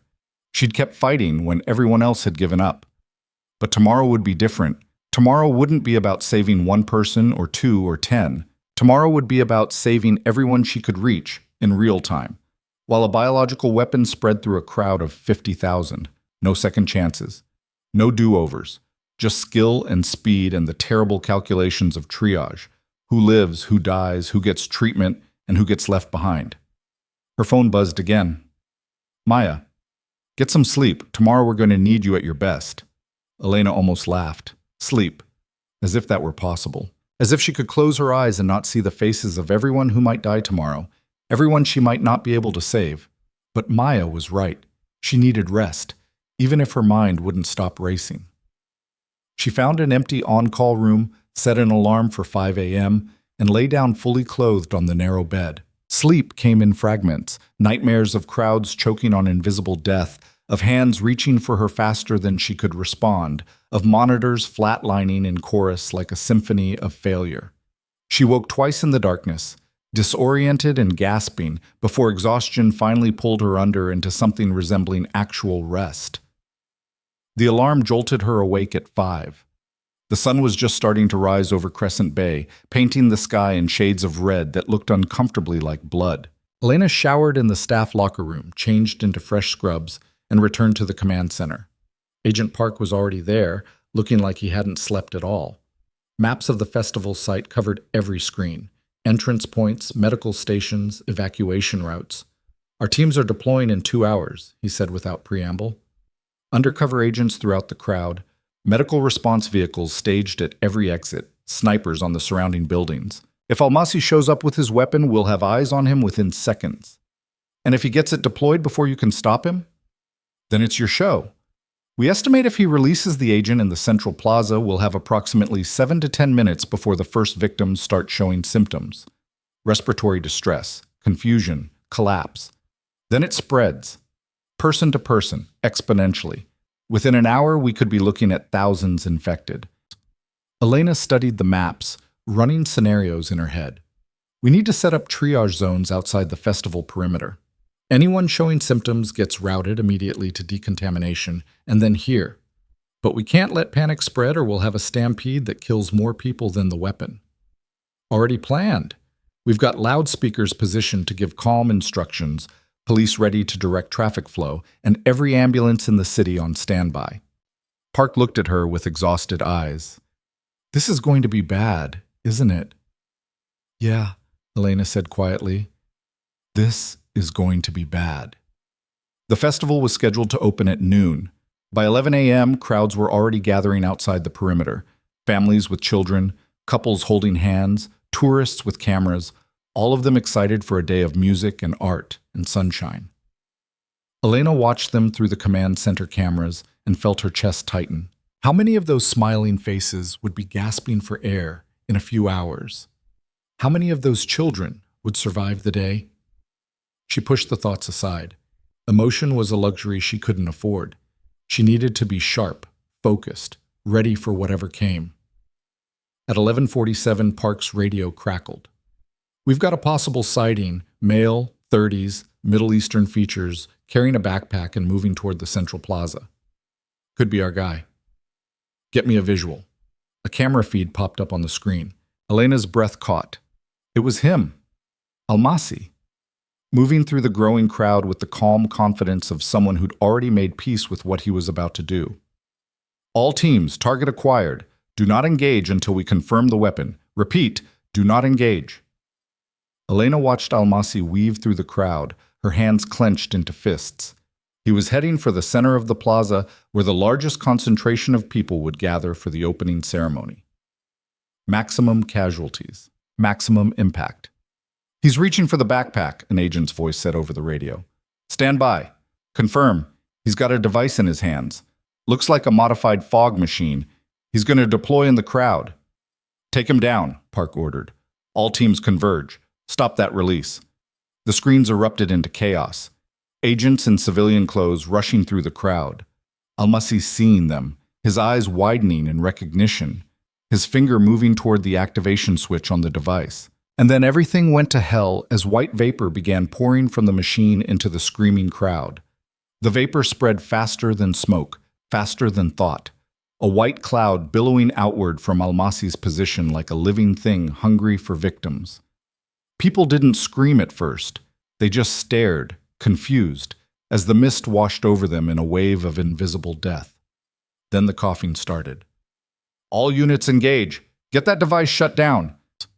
Park's voice cut through the radio chaos, but Elena was already moving, grabbing her field kit and running for the door. Where are you going? Park shouted after her. Where I'm needed. She didn't stop, didn't look back, just ran. Through the hospital corridors, down the stairs, out into the parking lot where her car sat waiting. The festival site was 12 blocks away. She could hear sirens already wailing, the city's emergency response machinery grinding into motion, but it would be too slow, too late for the people breathing in synthetic death right now.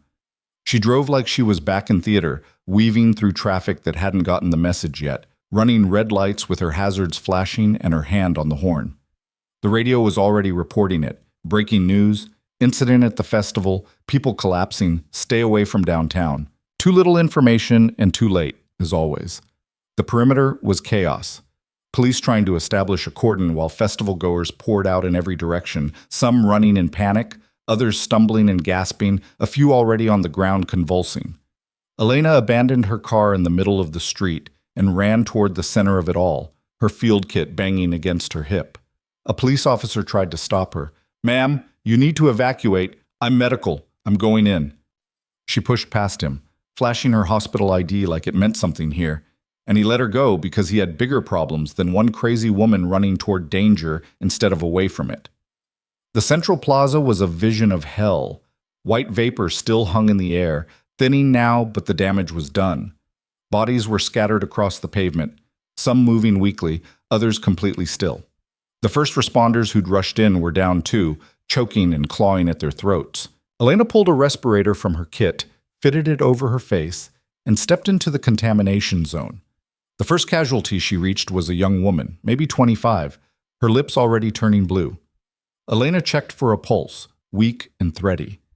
Respiratory distress, neurological involvement, exactly like the tactical team yesterday. She started a line, pushed the emergency cocktail she'd prepared, atropine, antibiotics, steroids to reduce inflammation. The woman gasped, her eyes flying open in terror. Stay still. You're going to be okay. Just breathe slowly. Elena moved to the next victim, a middle-aged man who'd stopped breathing entirely. She started CPR, the compressions hard and fast, counting under her breath. 30 seconds. 1 minute. His chest jerked and he sucked in a ragged breath. She rolled him into recovery position and moved on. More victims, more treatments. Her hands moved automatically, muscle memory taking over while her conscious mind calculated the impossible mathematics of triage. She couldn't save everyone. There were too many, spread too far, deteriorating too fast. She had to make choices.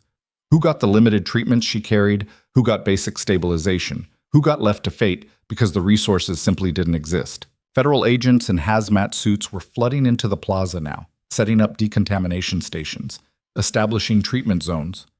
Elena grabbed the nearest one. How many exposed? Preliminary count says 300 in the immediate contamination zone, maybe another 1,000 with peripheral exposure. It's a nightmare. 300. Elena's stomach dropped. Even with the hospital fully mobilized, even with every resource in the city deployed, that number was catastrophic. They'd lose half of them in the first 6 hours, maybe more. Where's Almasi? Tackled and restrained. He's in custody. The agent's voice was muffled through his mask. But the device ran for almost 30 seconds before we shut it down. The agent dispersed through the entire central plaza. Elena saw Maya arriving with the first ambulance, her face pale but determined behind her own respirator. "We're setting up field triage over there," Maya shouted, pointing to a cleared area 50 yards away. "Anyone who can walk, we're directing to decontamination. Anyone critical comes to you first." They worked in organized chaos, Elena moving from patient to patient with brutal efficiency, making snap judgments about who needed immediate intervention and who could wait. A child, maybe 8 years old, was seizing. She administered anticonvulsants, held the small body steady until the tremors stopped. An elderly man had stopped breathing. She intubated him with a field kit, handbagged air into his lungs until paramedics could take over. A woman in her 30s was conscious but gasping, her oxygen saturation dropping fast. Oxygen mask, IV access, medications, then moved to the next. Time became meaningless. There was only the next patient, the next decision, the next life hanging in the balance. Elena's training had prepared her for this. The mechanical detachment needed to function when surrounded by suffering, the ability to compartmentalize emotion and focus purely on action. But nothing really prepared you for the reality of it, the sheer crushing weight of too many people needing help simultaneously. Dr. Blake Morrison appeared beside her, still young and terrified, but pushing through it. "What do you need?" "Take over CPR on the man in the blue shirt. Standard protocol. If he doesn't respond in 2 minutes, move on. We can't waste time on lost causes." The words were brutal but necessary. Morrison nodded and went to work. Agent Park's voice came through on a radio. "Vance, we need you at the command post, now." "I'm in the middle of Now, this is critical." Elena handed off her current patient to a paramedic and ran to the mobile command post that had been set up at the perimeter. Park stood in front of a bank of monitors showing aerial footage of the plaza. His face was ashen. "We've got a problem. A big one.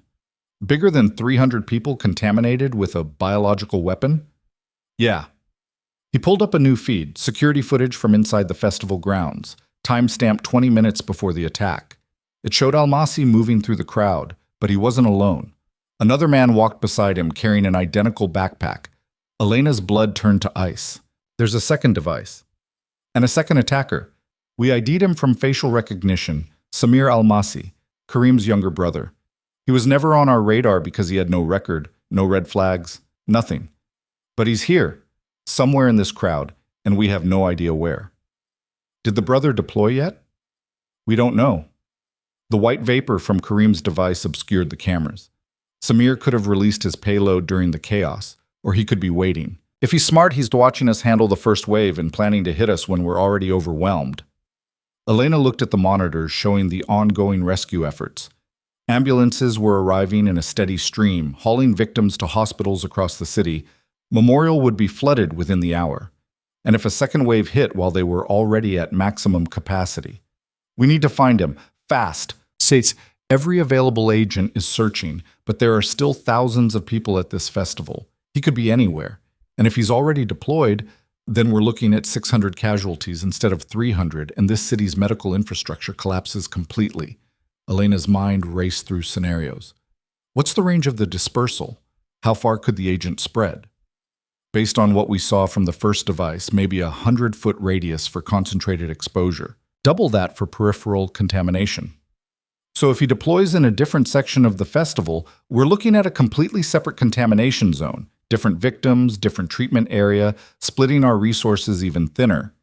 Park nodded grimly. Which might be exactly the plan. Hit us twice, overwhelm the response, maximize the chaos and the body count. A new voice cut into the radio traffic. Martin Cross. "This is CBPD Command. We've got reports of a suspicious individual matching Samir Almasi's description near the North Food Court. Armed officers are moving to intercept." Elena grabbed Park's arm. "I need to be there. If he deploys, I need to be on site immediately." "You're not tactical. I don't need to be tactical. I need to be medical. Those officers are going to breach their protective equipment the second they try to restrain him. And if that device goes off, they're the first ones contaminated. I can treat them on site, keep them alive long enough for evacuation. Park hesitated for maybe 2 seconds, then nodded. Go. But stay behind the tactical line until they've secured him. Elena ran toward the north food court, her kit bouncing against her side. She could see the tactical team assembling, 12 officers in partial hazmat gear, moving with the cautious precision of people who knew they were walking into a trap. Cross was with them, coordinating. He saw her approaching. You shouldn't be here. Where else would I be? She positioned herself behind cover, watching the food court through gaps in the crowd control barriers. People were still milling around, unaware of the danger, eating festival food and laughing while 50 yards away their friends and family were dying in the plaza. There, one of the officers pointed. North corner by the taco stand, that's him. Samir Almasi stood partially concealed behind a crowd of teenagers, his backpack held in front of him like a shield. Even from this distance, Elena could see his finger resting on something. The activation switch. His eyes swept the area, calculating, weighing options. He knows we're here, Cross said quietly. He's deciding whether to run or deploy. If he runs, he'll trigger it. If we corner him, he'll trigger it. Either way, that device is going off. Elena's voice was flat. We need to evacuate the food court before he makes his move. If we start evacuating, he'll know we've spotted him and deploy immediately. We're damned either way. The tactical team was moving into position, trying to close the distance without spooking him. 50 feet, 40. Samir's head turned, tracking their movement. His finger tightened on the switch. He's going to do it, Elena whispered. Samir looked directly at the nearest officer and smiled. Then he pressed the button. White vapor erupted from the backpack, but something was wrong. Instead of billowing outward like his brother's device, this one malfunctioned, the spray mechanism sputtering and coughing. The vapor came out in bursts, uneven and sporadic.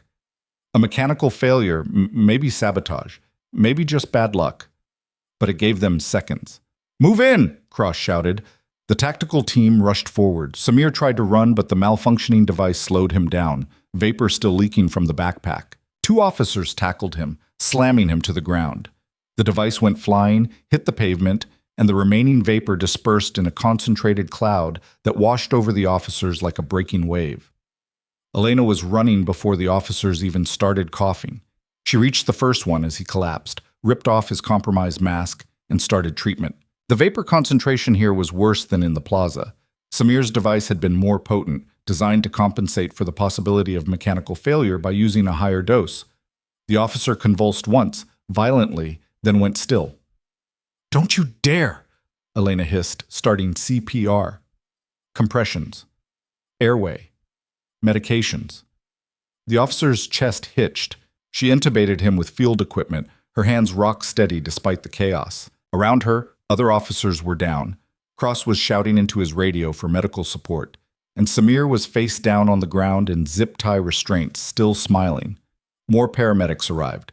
Elena triaged the downed officers, 4 critical, 3 serious, 2 with minor exposure. She worked with the focused intensity that had kept soldiers alive in combat zones, refusing to acknowledge the growing crowd of civilians who'd been caught in the secondary dispersal, refusing to think about the fact that they were now looking at 2 separate contamination zones and a response system that was already stretched past breaking.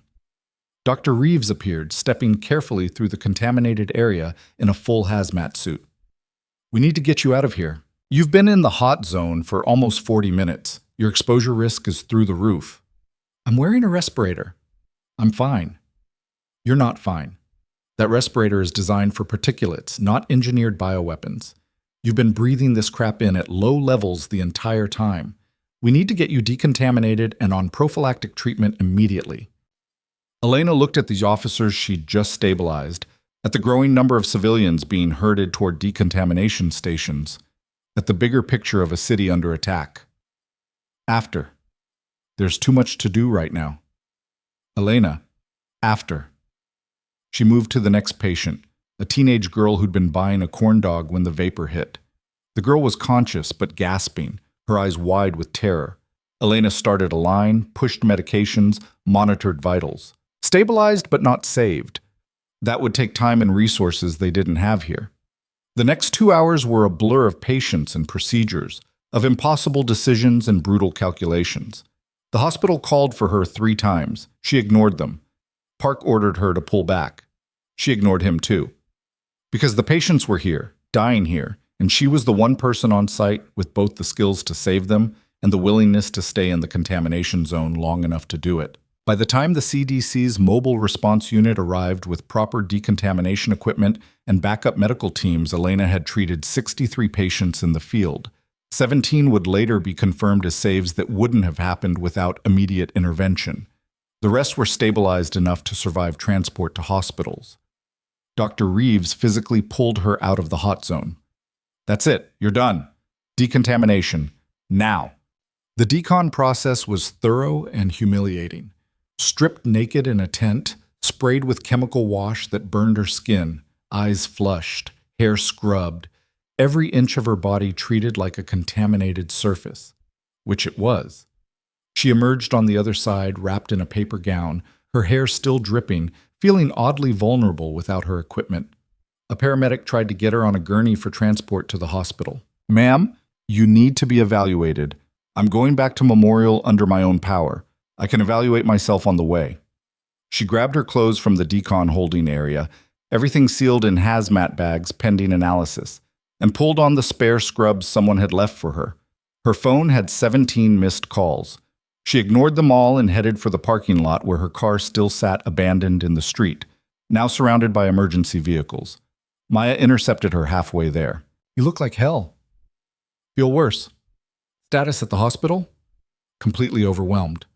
We've got 243 contaminated patients, and they're still coming. Every bed in the ER is full.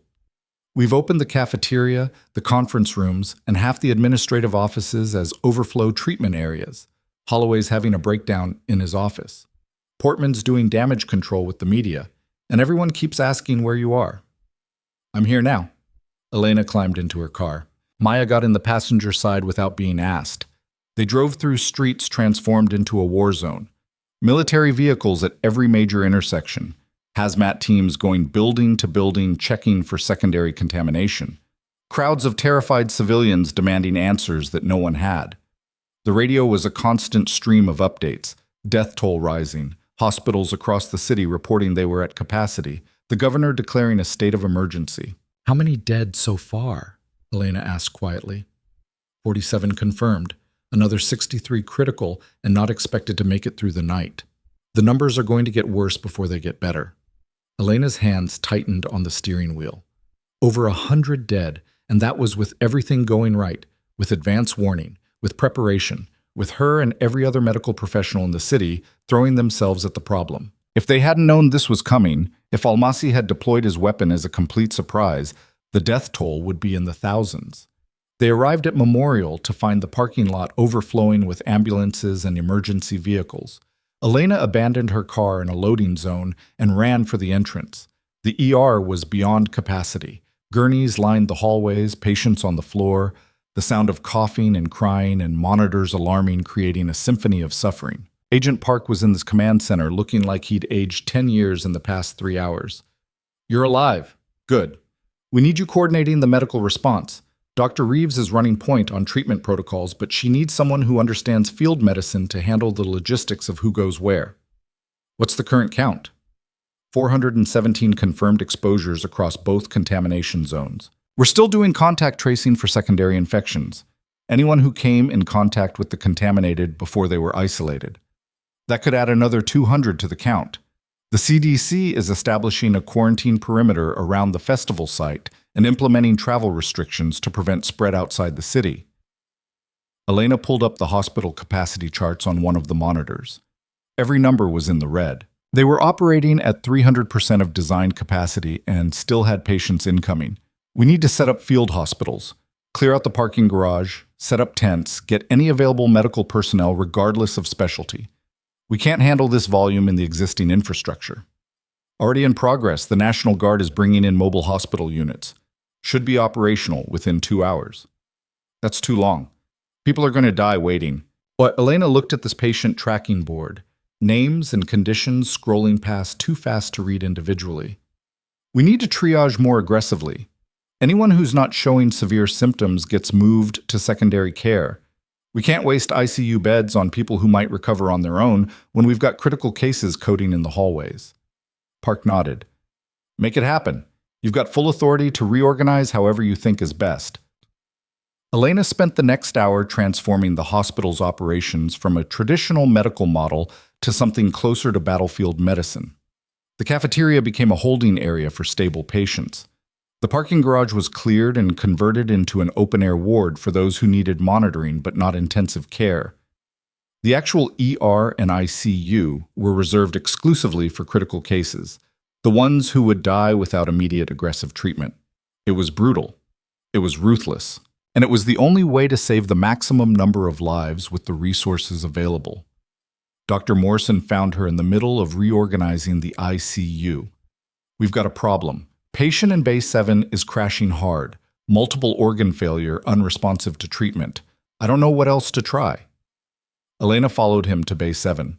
The patient was a man in his 40s, his vitals deteriorating fast despite maximum support. She reviewed his chart. He'd been at ground zero of Kareem's dispersal, had gotten a massive dose of the agent. His body was shutting down system by system, the synthetic pathogen overwhelming every defense. There's nothing more to try, Elena said quietly. Make him comfortable. Let his family say goodbye. Then we need this bed for someone we can actually save. Morrison's face went pale. You're saying we should just give up on him? I'm saying we need to be realistic about resource allocation. This man is going to die whether we keep throwing treatments at him or not. But the bed he's in could save someone whose chances are better. Elena's voice was hard, clinical, stripped of emotion, because emotion would break her right now. This is triage, doctor. We save who we can. We let go of who we can't. That's the job. Morrison looked like he wanted to argue, to protest, to cling to the comfortable fiction that every life could be saved if you just tried hard enough. But he'd seen enough today to know better. He nodded slowly and went to talk to the family. Elena moved on to the next crisis. There was always a next crisis. Hours blurred together.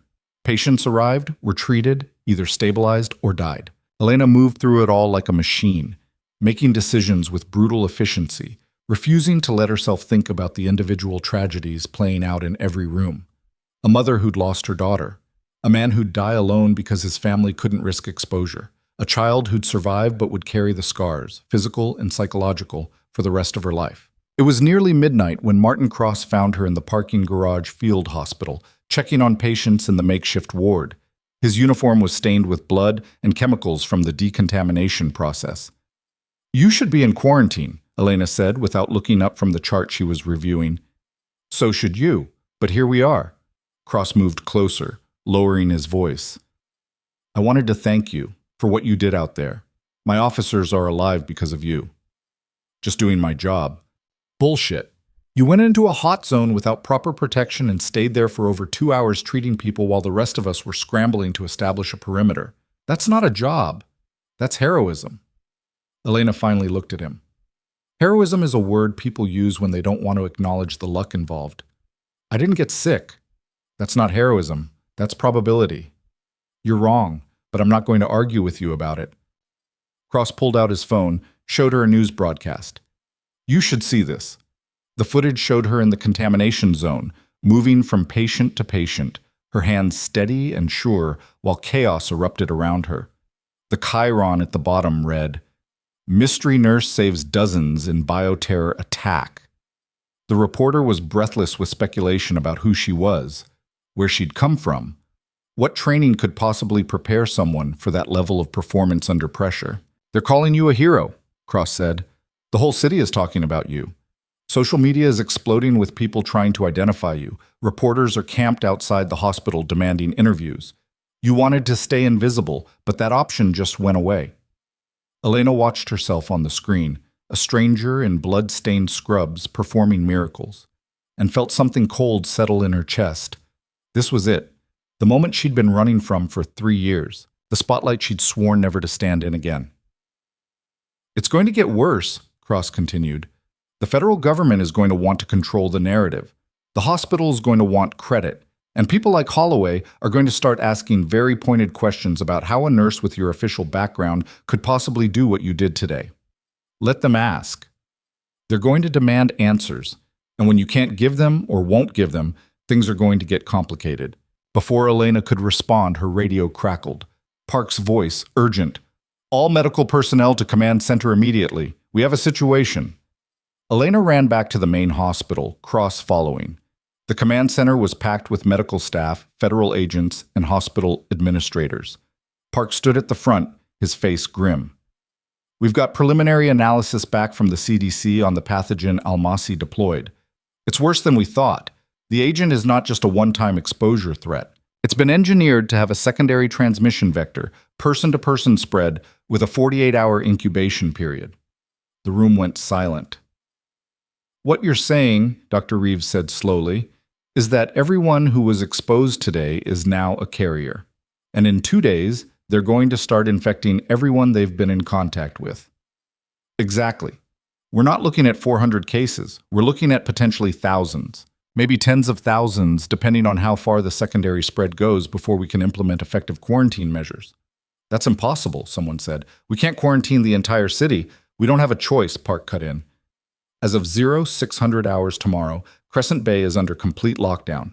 No one in, no one out. The National Guard is establishing a perimeter. Anyone showing symptoms will be forcibly quarantined. And we're going to need every medical professional in the city working around the clock to have any chance of staying ahead of this. Elena felt the weight of it settling on her shoulders, not just the immediate crisis, but the long-term nightmare unfolding. Weeks of quarantine. Thousands more cases. The social fabric of the city tearing apart under the strain. And she'd be at the center of it all, visible, exposed, unable to hide anymore. Portman stepped forward. Ms. Vance, given your performance today and your apparent expertise in mass casualty situations, I'm formally appointing you as Acting Director of Emergency Medical Operations for the duration of this crisis. You'll have full authority over all medical personnel and resources in this hospital. Chief, I'm not qualified. You're more qualified than anyone else in this building, and we both know it. The time for modesty is over. People are dying, and you're the one person who seems to know how to stop it. Portman's voice was steel. So I'm asking you directly, will you take this role and help save this city? Elena looked around the room. Every eye was on her. Maya, hopeful and exhausted. Cross, knowing and supportive. Park, calculating and desperate. Morrison, young and terrified, but ready to follow her lead. And Holloway, standing in the back corner, his face a mask of rage and impotent fury. She thought about the promises she'd made, the oaths she'd taken, the life she'd tried to build on foundations of lies and half-truths. All of it was crumbling now. All of it was being stripped away to reveal what had always been underneath. A weapon pointed at death. A tool designed for exactly this moment. I'll do it, she said quietly. Good. Portman pulled out a document, already prepared. Sign here. It makes it official. Elena signed. Her old identity, the quiet nurse, the invisible woman, died with that signature. What emerged was something older, something harder, something she'd tried to bury but had never really escaped. The meeting broke up, people scattering to their assignments. Elena started organizing the long-term response.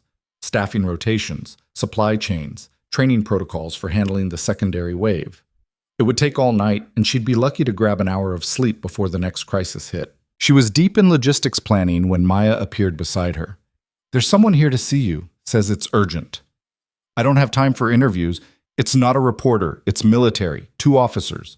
They're waiting in Portman's office, and they asked for you specifically. Elena's stomach dropped.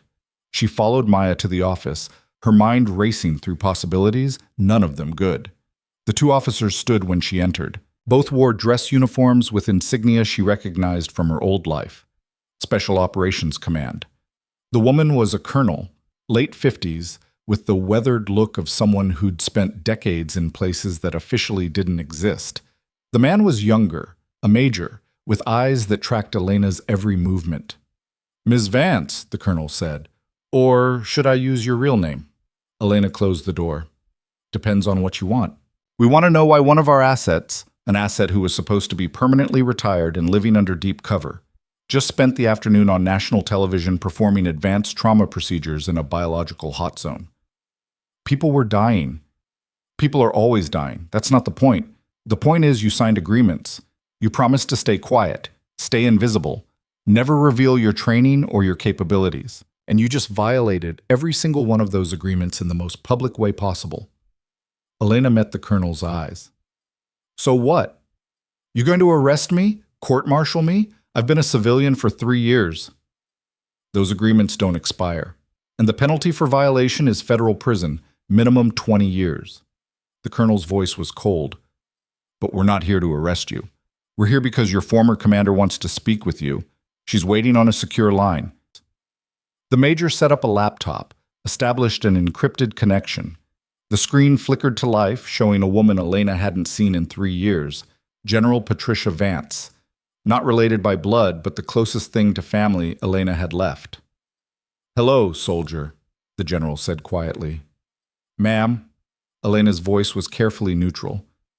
"I've been watching the news. Saw you doing work that would make our old unit proud. Also saw you blowing your cover so thoroughly that half the intelligence community is having conniptions." The general's expression was unreadable. "So I'm going to ask you one question, and I need an honest answer. Are you coming back?" "Ma'am?" "The program. We shut it down after Kandahar, but things have changed. The threats have evolved. We need operators who can function in civilian environments, who can handle biological and chemical scenarios, who have medical expertise combined with tactical capability. We need people like you." The general leaned closer to the camera. "We need you. Come back. Let us make this official. Give you the resources and the authority to do what you do best without having to hide anymore." Elena looked at the screen, at the woman who'd trained her, who'd sent her into impossible situations and trusted her to survive. Part of her wanted to say yes, to step back into that world where the rules were clear and the mission was simple and no one questioned her authority because she'd earned it in blood. But she thought about the patients in the hospital above her, the city depending on her, the life she'd tried to build, flawed and fragile as it was. "I can't," she said. "Not now. Maybe not ever. These people need me here." The general was quiet for a long moment. "All right, I respect that, but understand, the agreements you signed are void now. You're exposed, and that means you're vulnerable. People are going to come after you. Reporters, lawyers, conspiracy theorists, foreign intelligence services who want to know what you're capable of. You won't have our protection anymore." "I never wanted your protection. I wanted to disappear." "Well, you failed, spectacularly." The general's expression softened slightly. "For what it's worth, I'm proud of you. What you did today saved lives. But be careful. The world you're in now is more dangerous than the one you left, and you're navigating it alone." The screen went dark. The officers packed up their equipment without a word and left, closing the door behind them with quiet finality. Elena stood alone in Portman's office, feeling the weight of every decision she'd made in the past 48 hours pressing down like a physical thing. She'd saved lives. She'd violated her agreements. She'd exposed herself to scrutiny that would destroy the fragile identity she'd built. And tomorrow, when the secondary wave hit, she'd have to do it all over again. Her phone buzzed. A text from an unknown number. "Turn on the TV, Channel 7. You need to see this." She grabbed the remote, switched on the television mounted in the corner. Channel 7 was running a special report. The anchor's face was serious, the chyron urgent. Breaking, shocking revelation about festival hero nurse. Elena's blood turned to ice as she watched her entire carefully constructed life detonate on live television. Someone had leaked her file, the real one, not the cover story. Former Special Operations Medic, classified program, 63 confirmed saves in active combat, the Medal of Valor. Everything she'd hidden for 3 years was now public knowledge, spread across every news channel, every social media platform, unstoppable and irreversible. The reporter was breathless with excitement. Sources confirmed that the mysterious nurse who saved dozens of lives today is actually a decorated military veteran with training in advanced combat medicine. Questions are now being raised about why someone with her background was working as an ordinary nurse, and what other secrets she might be hiding. Elena's phone started ringing. Maya, Park, Cross, Portman, all of them calling at once, but she didn't answer any of them. She just stood there, watching her old life and her new life collide in real time on national television, knowing that everything was about to change in ways she couldn't predict or control. A knock at the door. She didn't respond, but it opened anyway. Holloway stepped in, his face triumphant. "So," he said, his voice dripping with vindication, "the truth comes out. You're not just some nurse. You're a military operative, and you've been lying to this hospital, to your colleagues, to me, since the day you arrived." Elena turned to face him, too tired to summon the energy for this fight. "I'm calling an emergency board meeting," Holloway continued. "First thing tomorrow morning. You're going to answer for this deception, and then you're going to be removed from your position and investigated for fraud, for practicing medicine under false pretenses, for a—" "Shut up, Marcus." Both of them turned. Linda Portman stood in the doorway, her face carved from stone. "Chief, you can't possibly be defending—" "I said shut up." Portman's voice could have frozen helium. "There will be no board meeting. There will be no investigation. What there will be is you going back to your office and staying quiet while the rest of us handle this crisis. Because while you've been plotting your revenge, Ms. Vance has been saving lives. And this hospital, this city, needs her a hell of a lot more than it needs your wounded pride. But the liability is my problem, not yours. Now get out." Holloway opened his mouth, closed it, then turned and left, his shoulders rigid with suppressed rage. Portman looked at Elena. "I assume everything they're saying on the news is true?" "Most of it. Were you ever planning to tell me?" "No?" "Fair enough." Portman walked to the window, looked out over the city. "You're about to become the most famous person in Crescent Bay, probably in the entire country. Every reporter, every blogger, every person with a camera is going to want a piece of you, and I can't protect you from that. No one can." "I know, but I can give you this. As long as you're willing to keep doing what you did today, you have a place at this hospital. I don't care about your past. I don't care about the secrets or the lies. I care about results. And your results speak for themselves." Elena felt something loosen in her chest. Not relief exactly, but acknowledgement. She'd been exposed, yes, but she hadn't been destroyed. Not yet. "Thank you," she said quietly. "Don't thank me yet. Tomorrow's going to be worse. And the day after that, even worse still. This is just the beginning." Portman turned from the window. "Get some rest. You're going to need it." Elena left the office and made her way through the hospital corridors, acutely aware of the stares following her. Everyone had seen the news. Everyone knew now. The whispers had transformed into open conversation, speculation, questions that would demand answers she didn't have. She made it to the on-call room, locked the door, and finally allowed herself to collapse onto the narrow bed. Her body ached. Her mind was a whirlwind of exhaustion and stress. She'd been operating on adrenaline for over 12 hours, and the crash was hitting hard. Her phone buzzed one more time, a text from General Vance. "The offer stands. When you're ready. You'll always have a home with us." Elena deleted it without responding. She was done running, done hiding. Whatever came next, she'd face it here, as herself, whoever that turned out to be. She was drifting toward sleep when the alarm system started wailing throughout the hospital. Not the fire alarm. Something else. The biological containment breach alarm. Her radio crackled to life with Park's voice, tight with barely controlled panic.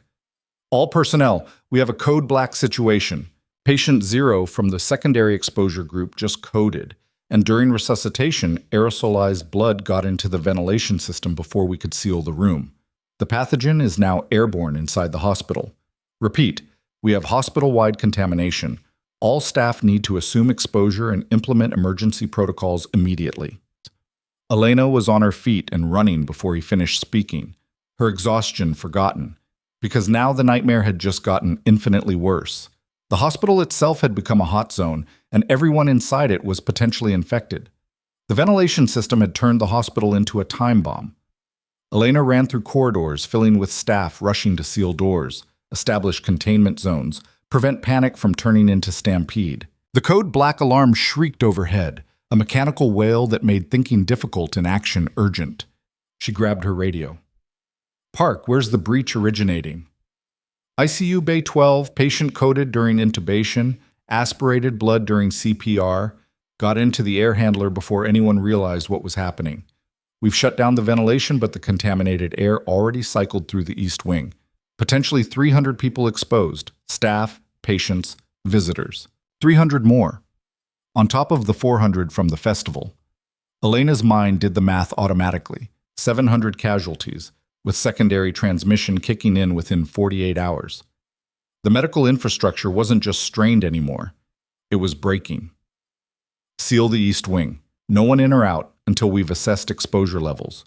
Get hazmat teams doing air quality checks on every floor. And somebody find me the hospital's engineering blueprints. I need to know exactly where that contaminated air went. She reached the ICU to find it in controlled chaos.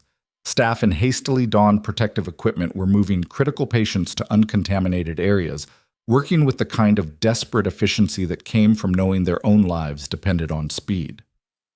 Dr. Morrison was coordinating the evacuation, his young face set in grim lines. How many patients were in the hot zone? Elena demanded. 16 in the ICU itself, another 40 in adjacent rooms. We're moving them all to the West Wing, but we don't have enough isolation capacity. We're going to have to cohort them, put confirmed contaminated with potentially contaminated, and hope we're not making things worse. It was a nightmare scenario straight out of pandemic response textbooks. The thing you drilled for and prayed would never happen. Elena made the call because someone had to. Cohort them. Mark everyone in the East Wing as exposed and treat accordingly. Start prophylactic protocols immediately before symptoms develop. We don't have enough antivirals for everyone. Then prioritize staff. I need healthy personnel more than I need treated patients right now. It's brutal, but it's math. Elena pulled up the hospital layout on a tablet someone thrust into her hands. The ventilation system was a spiderweb of ducts and air handlers spreading contamination in patterns that defied simple containment. We need to assume the entire East Wing is compromised. That's 200 beds we just lost. Maya appeared at her elbow, her face pale behind her mask. We've got another problem. The media found out about the breach. There's a crowd forming outside, family members demanding to know if their relatives are safe, reporters trying to get inside, complete chaos. Security is getting overwhelmed. Lock down the entrances. No one comes in except emergency personnel. No one leaves without decontamination and clearance. Elena was already moving toward the command center, her brain shifting into crisis management mode. Get me cross. We need crowd control before this turns into a riot. The command center had transformed into a war room.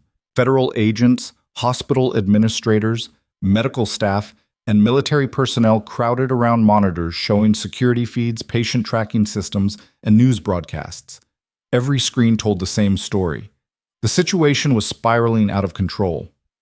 Agent Park was on 3 phones simultaneously, coordinating with CDC, Homeland Security, and the National Guard. He saw Elena and pointed to an empty workstation. Take that terminal. You've got command authority over all medical operations. I need you making triage decisions because we're about to be completely overwhelmed. Elena sat down and pulled up the patient management system. The numbers were staggering. 743 confirmed or suspected exposures, 216 showing severe symptoms, 84 critical, 51 dead and counting. And those numbers would explode once secondary transmission kicked in. Her fingers flew across the keyboard, reorganizing the hospital's operations with ruthless efficiency. The cafeteria expansion wasn't enough anymore. They needed the parking structures, the loading docks, every available square foot of space converted to patient care. She drafted the orders and pushed them through, her authority as acting director cutting through bureaucratic red tape like a knife. Dr. Reeves appeared on one of the video feeds, calling in from the CDC mobile lab. Elena, we've got preliminary genetic analysis on the pathogen. It's worse than we thought. Almasi engineered this thing with multiple redundancy mechanisms. It's resistant to most standard antivirals and antibiotics. It mutates rapidly to evade immune response. And it's got a transmission coefficient that makes influenza look harmless. We're looking at potential pandemic spread if we don't contain it within Crescent Bay. What's the treatment protocol? We're developing one, but it's going to take time. Right now, the best we can do is supportive care and hope the patient's immune system can fight it off. Survival rate for severe cases is maybe 30% with aggressive intervention. Without intervention, closer to 5%. 30%. Elena's jaw tightened. She'd worked combat medicine where the survival rates were worse, but those were soldiers who'd signed up knowing the risks. These were civilians, children, elderly, pregnant women, who'd gone to a festival expecting art and music and come home with death sentences.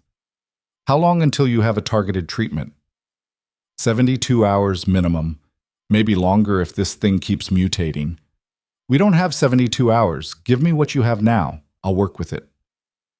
The next 6 hours were a descent into controlled hell. Elena coordinated patient flow, made triage decisions, allocated scarce resources to the cases most likely to survive. She watched people die because there weren't enough ventilators, because the antivirals didn't work, because sometimes the human body just gave up when faced with something engineered specifically to kill it. And through it all, she felt the weight of eyes watching her, the staff who'd learned her secret, the federal agents evaluating her capabilities, the cameras that seemed to be everywhere now that someone had leaked her identity. She was operating in a spotlight she'd never wanted, making decisions that would be scrutinized and second-guessed and weaponized by people who'd never stood in a contamination zone and chosen who lived and who died. Around 3 a.m, Portman found her in the temporary ICU that had been established in a converted conference room. Elena was running a line on an elderly man whose veins had collapsed from dehydration and multiple failed IV attempts. "You need to sleep," Portman said quietly. "Sleep when they're stable." "They're never going to be stable. Not all of them. You know that." Portman moved closer, lowering her voice. "I need you functional for the long haul, not burned out in the first 24 hours. Take a break. 2 hours. That's an order." Elena finished securing the IV line and turned to face her. "You seen the news? Hard to miss it. You're the top story on every channel. The mysterious combat medic who saved a city. They're calling you a hero." "They're calling me a lot of things, some of them less flattering." Elena had seen the social media feeds during brief moments between crises. The conspiracy theories were already starting, claims that she was a government plant, that the whole attack had been staged, that her presence at the festival was too convenient to be coincidence. Holloway's been giving interviews, saying I'm a security risk, that the hospital had no idea who I really was. Holloway's a bitter man trying to regain relevance by tearing you down. No one's listening to him. Portman pulled out her phone, showed Elena a different news feed. "But they are listening to this." The video showed Martin Cross at a press conference, still in his stained uniform, facing down a room full of reporters. His voice was steady and clear. "The woman you're asking about saved my life 3 weeks ago when every doctor in this city had given up on me. Today, she saved dozens more lives in a contamination zone, while the rest of us were still figuring out what was happening. I don't care about her past or her secrets. I care that when people needed help, she ran toward danger instead of away from it. That's the definition of heroism in my book." Elena felt something catch in her throat. She'd expected condemnation, suspicion, demands for answers she couldn't give. But Cross was offering something different, unconditional support from someone who understood what it meant to serve. "You've got allies," Portman said. "More than you realize. The staff here, the patients you've saved, people across this city who are alive because you refuse to stay invisible. Don't let Holloway or the conspiracy theorists make you forget that." Elena nodded, not trusting her voice. Portman squeezed her shoulder once, then left. Elena stood alone in the converted ICU, surrounded by the mechanical sounds of ventilators and monitors, feeling the weight of responsibility and recognition pressing down in equal measure. Her radio crackled. Maya's voice, urgent. "Elena, you need to get to the main entrance. Now. Holloway's doing something and security can't stop him." Elena ran for the main entrance, her exhaustion forgotten. She arrived to find Holloway standing outside the hospital's locked doors with a crowd of reporters, cameras, and angry family members. He was shouting to be heard over the noise. "Hospital administration is covering up the truth." "Hospital. They're allowing an unqualified operative to make life and death decisions about your loved ones. Someone with no legal authority, no proper credentials, someone who's been lying about her identity since the day she arrived." Elena pushed through the security checkpoint and stepped outside. The crowd's attention shifted to her immediately, cameras swinging to capture her emergence. Holloway's face lit up with malicious triumph. "There she is, the so-called hero. Tell them the truth, Vance, or whatever your real name is." Tell them you're not actually a licensed medical professional. Tell them you've been practicing medicine under false pretenses." The crowd erupted in shouts, some supporting Holloway, others defending Elena, most just demanding answers. Elena felt the chaos threatening to spiral out of control, felt the weight of hundreds of eyes judging her, measuring her, waiting to see if she'd break. She didn't break. She stepped forward to the microphone Holloway had been using, her voice cutting through the noise with the command presence she'd learned in war zones. "My name is Elena Vance. Some of what Dr. Holloway is saying is true. I did conceal parts of my background when I came to work here. What he's not telling you is why." She paused, letting the crowd quiet. "I served in a classified military medical program for 6 years. I treated combat casualties in places I'm not allowed to name, using techniques I'm not allowed to discuss. When I left that life, I was given a new identity and told to never speak about what I'd done. I became a nurse because I wanted to keep helping people without the weight of my past following me." "But you lied," someone shouted from the crowd. "Yes, I lied about my past. I never lied about my capabilities or my commitment to patient care. And today, when a bioweapon was deployed against the city, those capabilities saved lives. 63 people who would be dead right now are alive because I had training that went beyond what a standard nursing program provides." Holloway tried to interrupt. "That doesn't excuse—" "I'm not finished, Doctor." Elena's voice turned to ice. "You want to talk about qualifications? Let's talk about the patient you declared dead 3 weeks ago, the one I brought back after you'd already walked away. Let's talk about your response time today when the attack happened. Where were you when people were dying in the plaza? Where were you when we were setting up field triage? Where were you when the hospital went into containment breach? I was following proper protocols. You were protecting yourself, making sure you didn't get exposed, didn't take risks, didn't do anything that might jeopardize your precious reputation." Elena stepped closer to him, her words carrying to every camera, every recorder. "You're not worried about patient safety.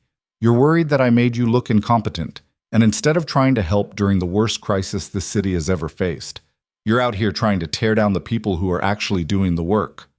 The crowd had gone silent. Even Holloway seemed struck speechless by the direct assault. Elena turned to face the cameras. "I understand your fear. I understand wanting answers. But right now, there are over 700 people in this hospital fighting for their lives. And every minute I spend out here defending myself is a minute I'm not spending trying to save them. So yes, I lied about my past. I'd do it again if it meant I could keep helping people. And if that makes me unqualified in Dr. Holloway's eyes, then I'll wear that criticism proudly." She turned and walked back into the hospital, leaving Holloway standing alone in front of a crowd that had shifted against him. Security sealed the doors behind her. Through the glass, she could see reporters swarming Holloway, their questions aggressive, his face reddening as he tried to explain, to justify, to salvage a narrative that had just collapsed under the weight of its own hollowness. Maya was waiting inside. That was either brilliant or career suicide, possibly both. "Don't care anymore, too tired to care." Elena headed back toward the command center. "What's our current status?" "Stable for now. The cohort isolation is holding. We've got the east wing contamination contained to prevent further spread. Patient count is still climbing, but the rate of increase is slowing. We might be getting ahead of it." The command center confirmed Maya's assessment. The crisis hadn't passed, but it had reached a plateau. New cases were still arriving, but the flood had become a steady stream. The hospital's expanded capacity was holding, barely. Agent Park pulled Elena aside. "We've got Karim and Samir Almasi in federal custody. They're both talking, trying to minimize their roles, blame each other, cut deals. We're getting a clearer picture of the operation." "Do I want to know?" "Probably not, but you need to. This wasn't just terrorism. It was a proof of concept. The Almasi brothers were working with a foreign entity, we're still tracking which one, to demonstrate that a small team with limited resources could bring an American city to its knees using biological weapons. The plan was to deploy, document the chaos, and sell the methodology to the highest bidder." Elena felt sick. "How many people died so they could make a sales pitch?" "Too many, but because of the advance warning, because of the preparation you helped coordinate, the death toll is a fraction of what it could have been. Their demonstration failed. Instead of showing how effective the weapon was, they showed how effective a prepared response could be. It actually undermines their sales pitch. Small comfort to the families of the people who didn't survive. I know, Park's voice was heavy, but it's something. And Elena, what you did today, exposing yourself like that, standing up to Holloway in front of the cameras, it's going to cost you. Your anonymity is gone. Your old life is over. You understand that? Yeah, I understand. The question is what you're going to do next. You can't go back to being invisible. That option doesn't exist anymore. Elena looked around the command center, at the staff working through exhaustion, at the monitors tracking patients fighting for survival, at the physical manifestation of a city refusing to surrender to fear. I'm going to do what I've always done. Take care of the people in front of me. Figure out the rest later. Over the next 18 hours, the situation continued to stabilize. The secondary transmission wave that everyone feared didn't materialize as badly as predicted. The aggressive quarantine measures and prophylactic treatments had blunted its impact. The death toll climbed to 97, then 114, then seemed to plateau as the critical patients either stabilized or died. Elena worked through it all with the relentless focus that had defined her military career. She slept in 90-minute increments, ate whatever was put in front of her without tasting it, and made decisions with the cold calculation of someone who'd learned to compartmentalize emotion until the mission was complete. On the third day after the attack, Dr. Reeves called with news. We've got it, a targeted antiviral cocktail that's showing 90% effectiveness in lab trials. We're rushing it into production now. Should have enough doses to treat every confirmed case within 24 hours. The relief was overwhelming.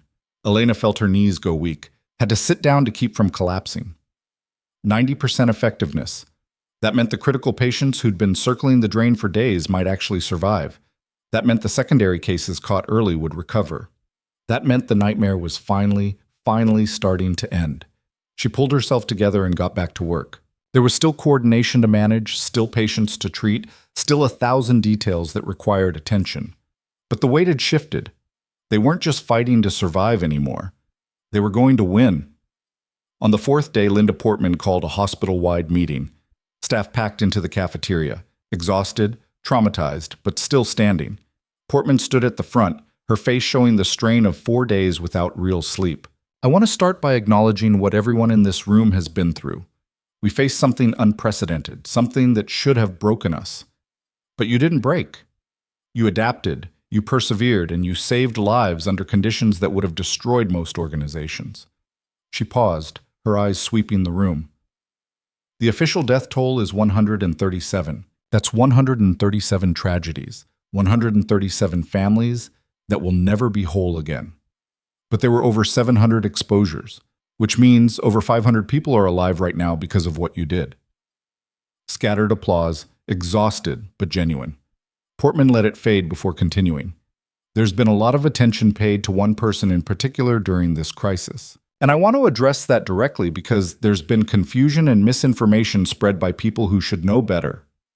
Her eyes found Holloway in the back of the room. He looked smaller somehow, diminished. Elena Vance came to this hospital under false pretenses. That's true. She concealed significant portions of her background and her training. Also true. But what Dr. Holloway and others have failed to mention is that I knew. The room erupted in shocked murmurs. Elena herself stared at Portman in surprise. When Elena applied for a position here, her file was flagged by our background check system due to inconsistencies. I investigated. I made calls to contacts I have in various government agencies, and I learned enough to understand that she was someone extraordinary, trying very hard to be ordinary. Portman's voice was steady, each word chosen carefully. I made the decision to hire her anyway, knowing full well who she was and what she was capable of, because this hospital needed excellent nurses, and she was clearly excellent at what she did. Holloway stood abruptly. You had no right to make that decision unilaterally. I had every right. I'm the chief nursing officer. Personnel decisions are my purview, and I'd make the same decision again without hesitation. Portman turned back to the assembled staff. 4 days ago, when this crisis hit, Elena Vance saved lives that no one else in this building could have saved. Not because she's superhuman, not because she's special, but because she had training and experience that the situation required, and she was willing to use it despite the personal cost. Maya started clapping. Then Morrison, then others, until the entire cafeteria was applauding, the sound building into something that felt like vindication. Elena sat frozen, overwhelmed by the public support, by Portman's revelation, by the sudden realization that she'd had an ally all along and never known it. Portman raised her hand for silence. There's going to be an investigation. The board of directors, the state medical licensing board, possibly federal agencies. They're going to ask a lot of questions about credentials and authority and proper procedures. But I want everyone in this room to know. I will defend every decision made during this crisis, and I will specifically defend Elena Vance's role in it, because the truth is, without her, hundreds more people would be dead. That's not speculation, that's documented fact. She paused, then delivered the final blow. Which is why I'm recommending to the board that Dr. Marcus Holloway be removed from his position as attending physician and placed on administrative leave pending a full review of his conduct during this crisis. His decision to hold a press conference attacking hospital personnel during an active emergency represents a catastrophic failure of judgment that I cannot overlook. Holloway's face went from red to white. You can't. This is political. This is about patient care. You abandoned your post during a crisis to pursue a personal vendetta. That's not politics, that's grounds for dismissal. Portman's voice was absolute. Security will escort you from the building. You're not to return until the board has made a final determination. 2 security guards appeared at Holloway's sides.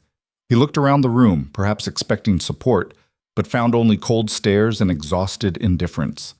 No one moved to defend him. No one spoke up. His empire of reputation and ego had crumbled in 4 days, destroyed by his own choices, and the stark contrast with someone who'd actually done the work while he'd been protecting himself. They escorted him out. The door closed behind him with quiet finality. The meeting broke up shortly after. Staff drifted back to their duties, the weight of Portman's announcement still settling. Elena found herself surrounded by people offering support, thanks, apologies for ever doubting her. It was overwhelming and strange, and she extracted herself as soon as she could, heading for the relative quiet of the command center. Agent Park was there, packing up equipment. The federal presence was beginning to withdraw now that the immediate crisis had passed. You heard? Elena asked. Yeah, Portman played that well. Made it about institutional support instead of personal loyalty. Smart. Park closed a case of electronics. You're going to be okay, you know. The investigation will be messy, but you'll survive it. You've got too many people in your corner now. What about you? What happens to the federal investigation? We got what we needed. The Almasi brothers are going away for life. We've identified their foreign contacts and disrupted the network, and we've documented response protocols that will help other cities prepare for similar attacks. It's as good an outcome as we could hope for given the circumstances. He hesitated. The general wants to talk to you again. She's not giving up on recruiting you back. Tell her thanks, but no. I'm done with that life. You sure? Because what you did here, it's exactly what the program was designed for. You could do this officially with resources and authority, and I'd be invisible again, working in the shadows, never acknowledged, never able to have a normal life. Elena shook her head. I'm done hiding. For better or worse, I'm out in the open now. Might as well make the most of it. Park nodded slowly. All right, but if you change your mind, I won't. He left. The command center was empty now except for Elena and the slowly quieting monitors. The crisis wasn't over. There were still patients in critical condition, still potential for secondary complications, still a city in quarantine. But the worst had passed. They'd survived. Elena's phone buzzed, a text from Cross. Press conference in 1 hour. Mayor's office. They want you there. Apparently the city needs to officially thank its heroes. She almost declined. The idea of standing in front of more cameras, answering more questions, being scrutinized and analyzed and turned into a symbol, it was exhausting just thinking about it. But Cross was right. The city needed this. Needed to see that their institutions had held, that their protectors had done their jobs, that the nightmare was ending. She cleaned up as best she could, changed into fresh scrubs, and made her way to City Hall. The building was surrounded by media, every major network, international press, countless independent journalists, all wanting a piece of the story. Security had established a perimeter, but the noise was overwhelming. Cross met her at a side entrance. Ready for this? No, but let's do it anyway. The press conference was held in the main auditorium. The mayor stood at the podium, flanked by Cross, Portman, Agent Park, Dr. Reeves, and a handful of other officials who'd played key roles in the response. Elena was positioned slightly to the side, close enough to be included but not at the center of attention. The mayor spoke about courage and resilience and the strength of the community. Cross detailed the law enforcement response and the ongoing investigation. Portman talked about the hospital's preparedness and the dedication of medical staff. Each speech was carefully crafted, designed to reassure and inspire and begin the process of healing. Then the mayor turned to Elena. But there's one person whose actions went above and beyond anything we could have reasonably expected. Someone who put herself in harm's way repeatedly to save lives, who brought expertise and skill to bear when we needed it most, who became a symbol of what it means to serve others without regard for personal cost. Elena felt every eye in the room focus on her. Cameras clicked in a mechanical symphony. "Elena Vance, would you please step forward?" She did, her heart hammering, her hand steady through sheer force of will. The mayor held up a medal, the city's highest civilian honor. "On behalf of the people of Crescent Bay, it is my privilege to present you with the Medal of Valor in recognition of your heroic actions during the bioterrorism attack. Your courage saved lives and inspired a city.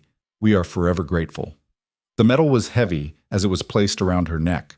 The applause was thunderous, and Elena stood there, publicly recognized for the first time in 3 years, feeling the weight of honor and exposure in equal measure. The questions came fast after that. Reporters shouting to be heard, demanding details about her background, her training, her future plans. The mayor handled most of them, but eventually one made it through that was directed at Elena specifically. "Ms. Vance, there are reports that you're facing investigation by the State Medical Board for practicing beyond your scope of license. Do you regret the decisions you made during the crisis?" Elena looked directly at the camera. "I regret that people died. I regret that we didn't find the Almasi brothers sooner. I regret every life we couldn't save. But I don't regret using every skill and every piece of knowledge I possess to help people who needed it. If the medical board wants to investigate that, they can. I'll cooperate fully, but I won't apologize for saving lives." The conference ended shortly after. Elena was escorted out through the same side entrance, shielded from the press by security. Cross walked with her to her car.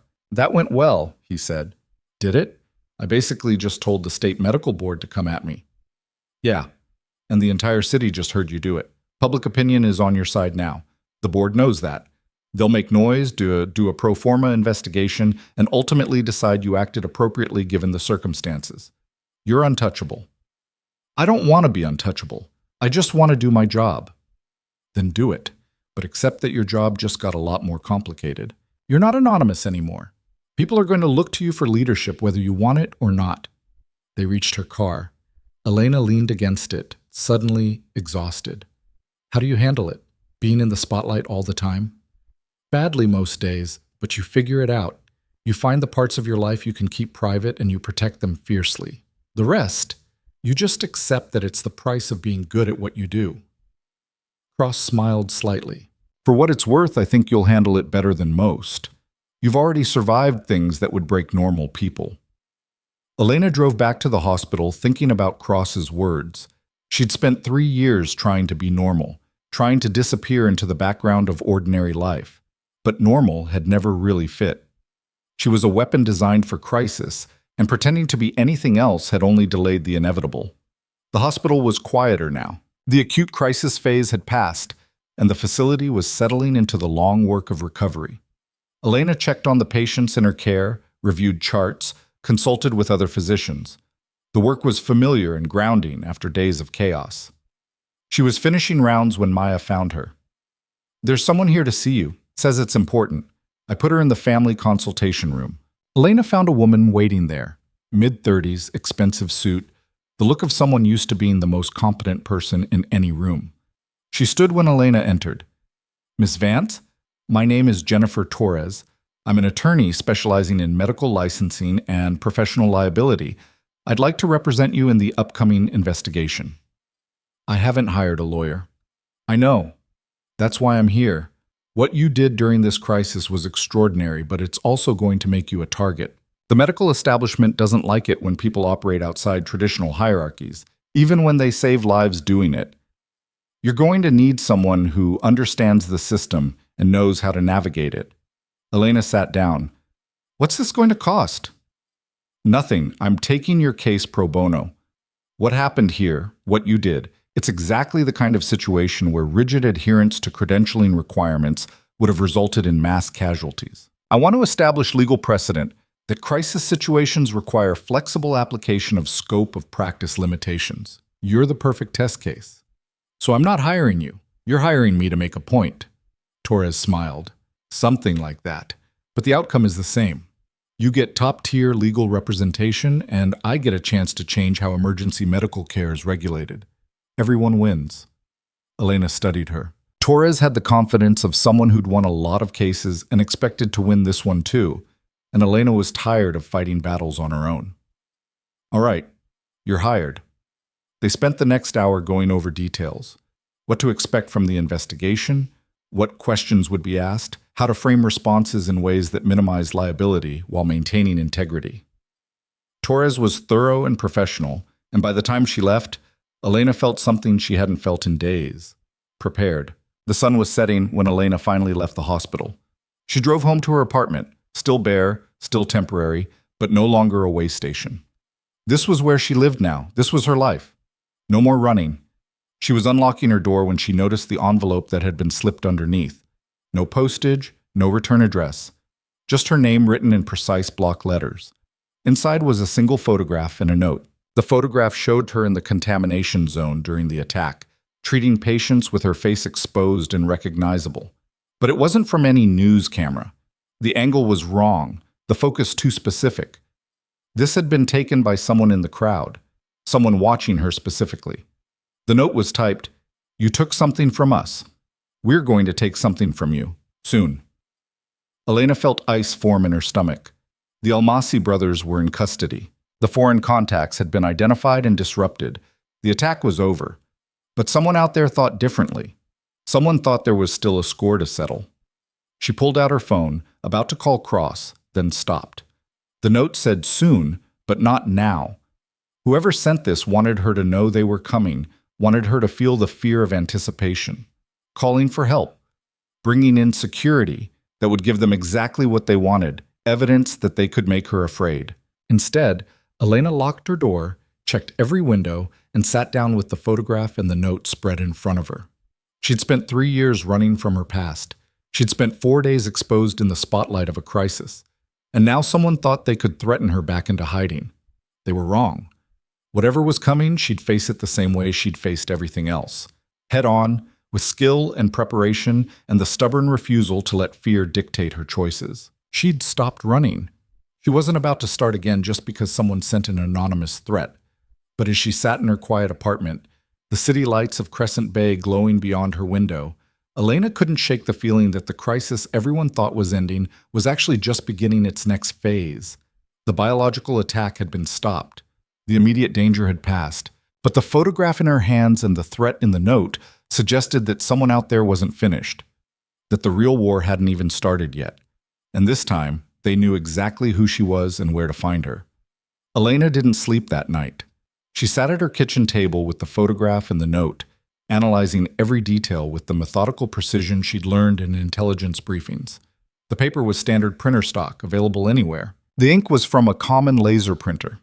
The photograph itself had been taken from ground level during the chaos, which meant the photographer had been in the contamination zone, either exposed themselves or wearing protection sophisticated enough to blend in with first responders. That narrowed it down. Not a random civilian, someone with resources, training, access to protective equipment, someone who'd been close enough to document her actions but hadn't intervened to help.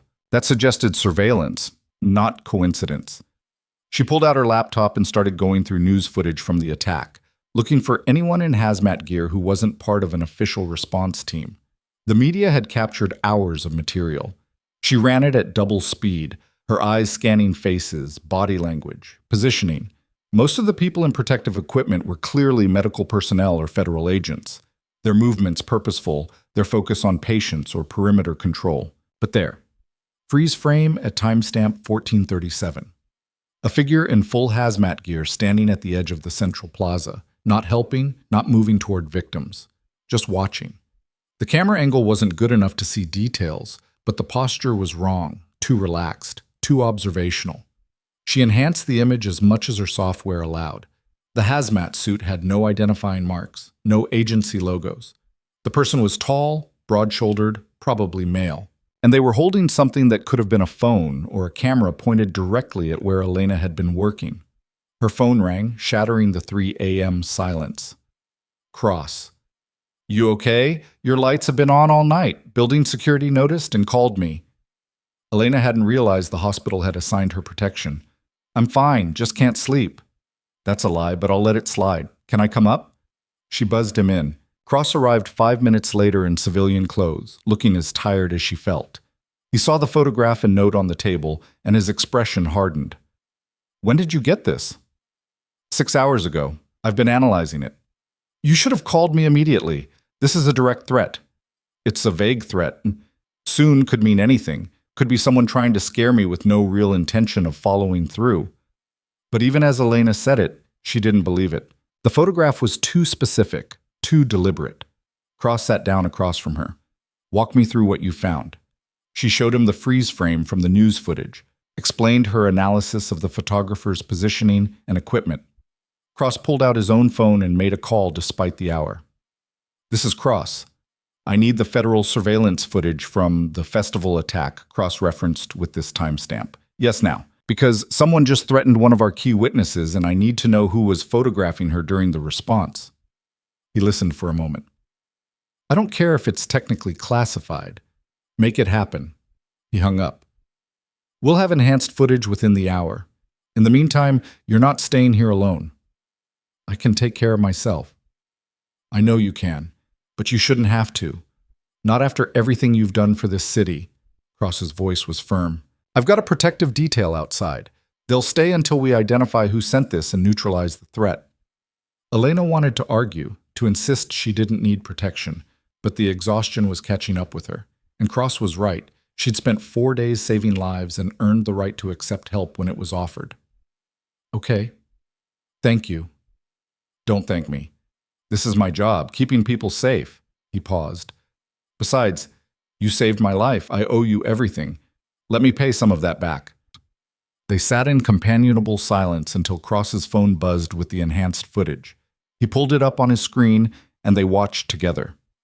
The figure Elena had spotted was now visible in higher resolution, and clearly photographing her specifically, tracking her movements through the contamination zone while ignoring everything else happening around them. "That's surveillance," Cross said flatly. "Professional grade. Someone wanted documentation of what you were doing, where you were, how you operated. The question is why?" "And who?" Elena added. "The Almasi brothers are in custody. Their known contacts have been rolled up. So who else has a stake in this?" Cross was quiet for a moment, his cop instincts working. "What if it's not about revenge? What if it's about capability?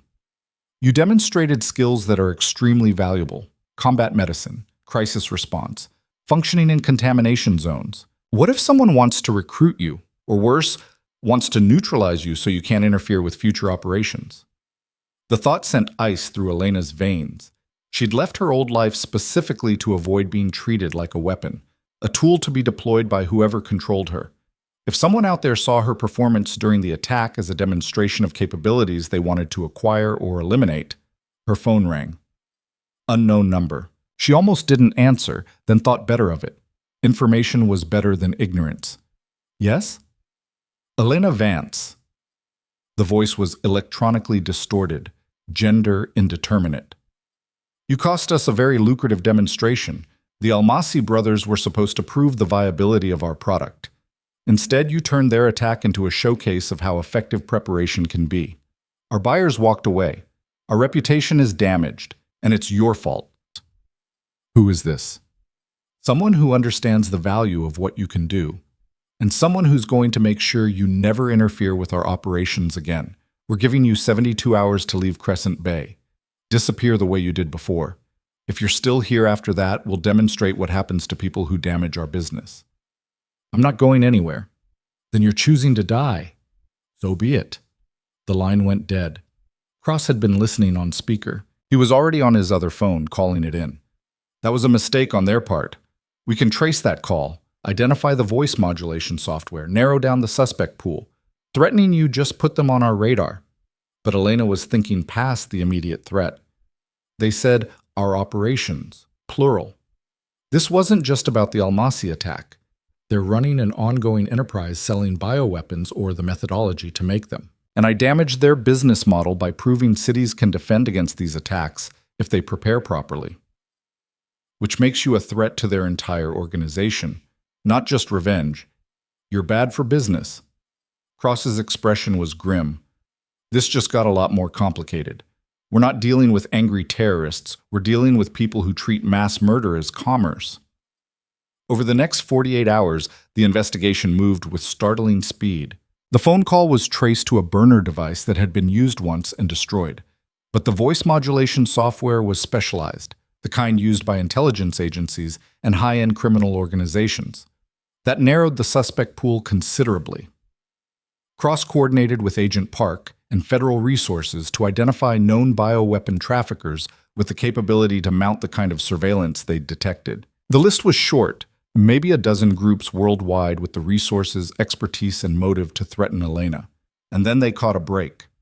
Airport security flagged a passenger trying to board a flight to Singapore with a fake passport. Routine detention became something else when the passenger's fingerprints matched someone on the federal watch list. An operative known to work for an arms dealer named Dmitry Volkov, a Russian national who'd built a fortune selling weapons technology to the highest bidder. Under interrogation, the operative gave up everything. Volkov had bankrolled the Almasi brothers' attack as a demonstration for potential buyers. When Elena's response had turned their showcase into a failure, Volkov had put a price on her head. Not to kill her immediately, but to force her into hiding or discredit her so thoroughly that her methods could be dismissed as unrepeatable. The threat wasn't just about revenge. It was about protecting future business by ensuring no one could point to Elena's success as proof that bioweapon attacks could be countered effectively. Cross briefed Elena in the hospital command center, which had been converted into a temporary operations hub. We've got Volkov's operative in custody and he's cooperating, giving up locations, contacts, operational details. The FBI is executing raids across 3 continents right now. By the end of the week, Volkov's entire network will be dismantled. But Volkov himself, still in the wind. We know he left Russia 2 days ago, but his trail went cold somewhere in Eastern Europe. He's got resources and a lot of practice disappearing. It could take months to find him. Elena absorbed this. So I'm still a target until he's caught. You're under protection. We've got surveillance on your apartment, your car, the hospital. Anyone who comes near you with hostile intent gets intercepted immediately. You're probably the safest person in Crescent Bay right now. But safety wasn't the same as freedom. Elena spent the next 3 days moving through a life that felt simultaneously hypervisible and constrained. Cameras tracking her every move, bodyguards shadowing her through the hospital, reporters still camped outside demanding interviews.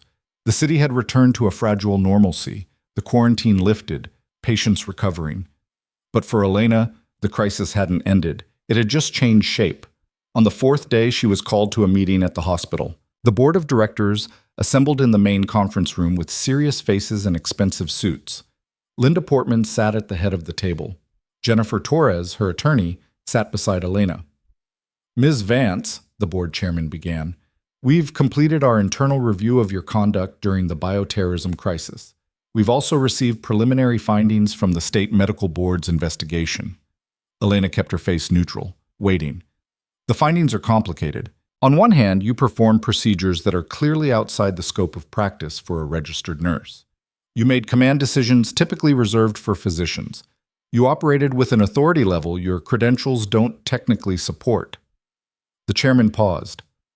On the other hand, your actions saved an estimated 473 lives based on computer modeling of what would have happened without your interventions. You demonstrated expertise that no one else in this facility possessed, and you did so while putting your own safety at considerable risk. Torres leaned forward. If I may, Chairman, the scope of practice limitations my client allegedly violated were written for normal operational parameters. They don't account for mass casualty events where standard hierarchies break down. The crisis created a situation where rigid adherence to credentialing would have resulted in preventable deaths. My client adapted to the reality on the ground and saved lives as a result. That's not a violation. That's exemplary judgment. We're aware of the extenuating circumstances, the chairman said, which is why the board has reached the following conclusion. No disciplinary action will be taken against Miss Vance. Her actions during the crisis are deemed appropriate given the extraordinary circumstances. Furthermore, he paused, glancing at Portman, who nodded slightly.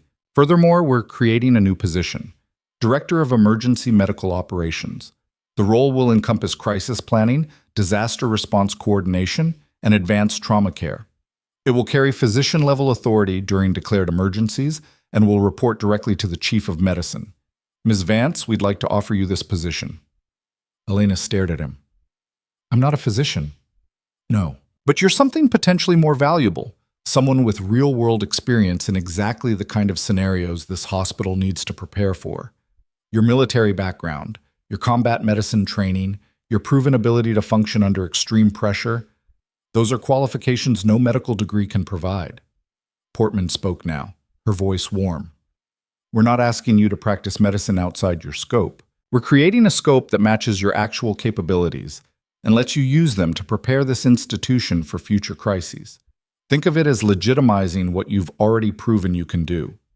Torres was smiling. I told you the investigation would work out.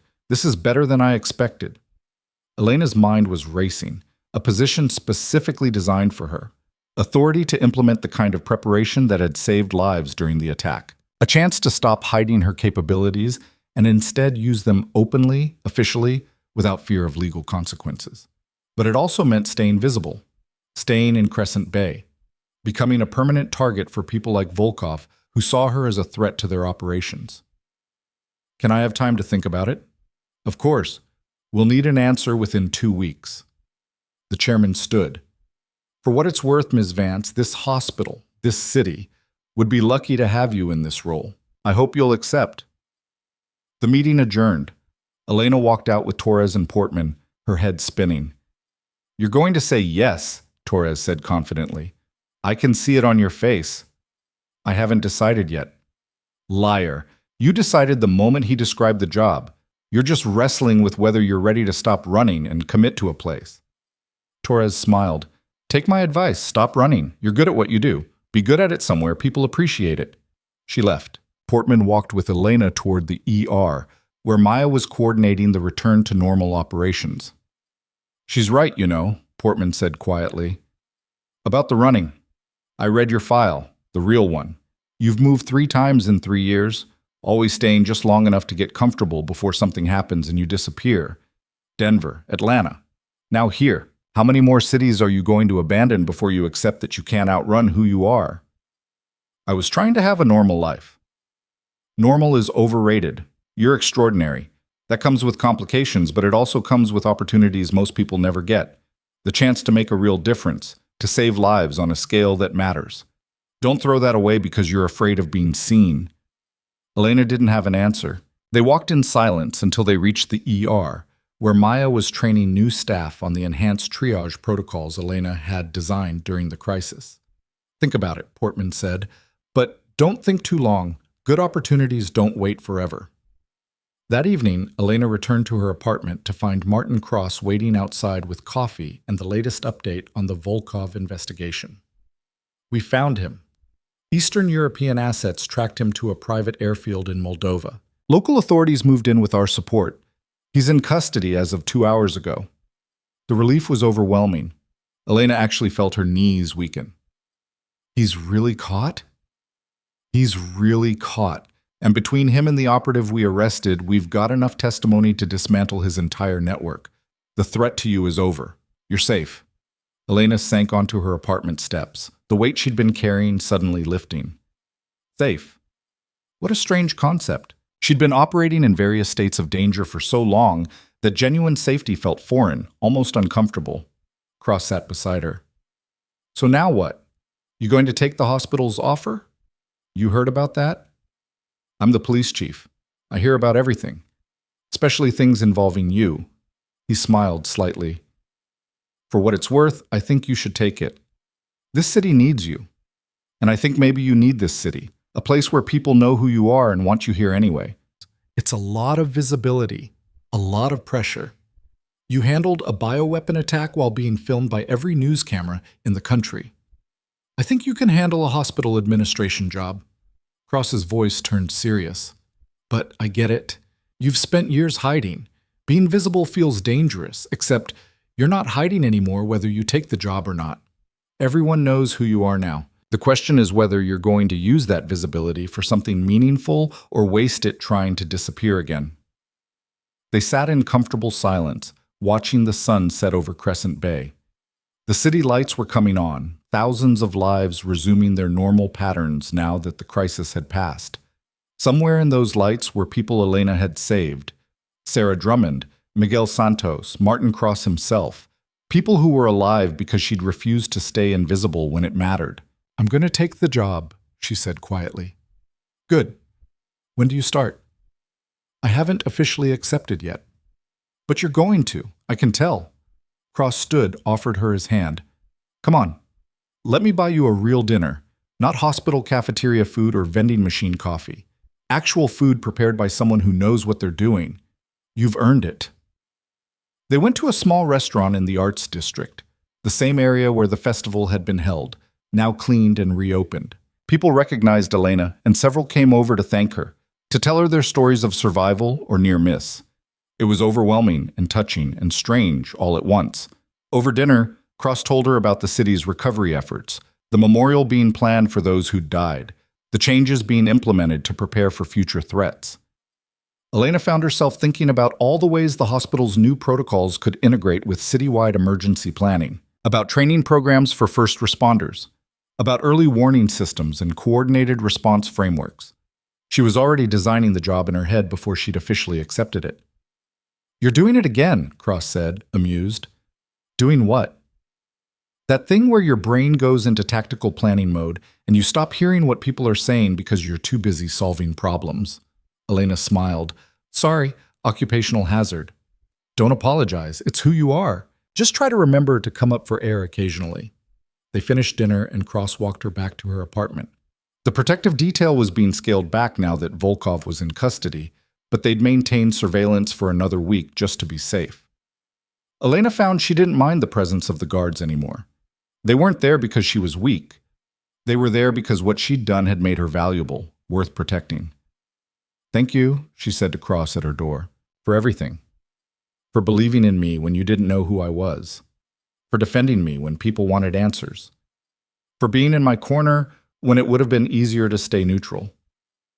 That's what partners do. And like it or not, we're partners now. You saved my life. I helped keep you alive. That's a bond that doesn't break easily. He left. Elena entered her apartment and immediately called Jennifer Torres. I'm taking the job. Torres laughed. I know. I already drafted the acceptance letter. I'll send it to you for signature tomorrow. And Elena, congratulations. You earned this. Next, she called Portman. I want to accept the board's offer, but I have conditions. Name them. Full authority to redesign emergency protocols across the entire hospital, budget for advanced training programs. And I want Maya Reeves as my deputy director. She earned it. Done, done, and done. Welcome aboard, Director Vance. You start Monday. Elena hung up and sat in the silence of her apartment. The same bare walls, the same minimal furniture, the same transient quality of a life built to be abandoned. But it didn't feel temporary anymore. It felt like a starting point. She spent the weekend furnishing the apartment properly. Real furniture. Pictures on the walls. Plants that would need long-term care. She was unpacking books when Maya called. Did you really just get me promoted? You deserve it. And I need someone who knows this hospital inside and out. Someone I trust completely. That's you. I don't even know what to say. Thank you doesn't seem like enough. Then say you'll help me build something that matters. A program that means the next time this city faces a crisis, we're ready. Not just ready, we're unstoppable. Hell yes. When do we start? Monday morning arrived with surprising speed. Elena dressed in professional clothes for the first time in years. Not scrubs, not tactical gear, but a suit that said she was someone with authority and responsibility. She looked at herself in the mirror and barely recognized the person staring back. Not Elena Vance, the invisible nurse. Not the nameless operative from a classified program. Something new. Someone who was finally, genuinely herself.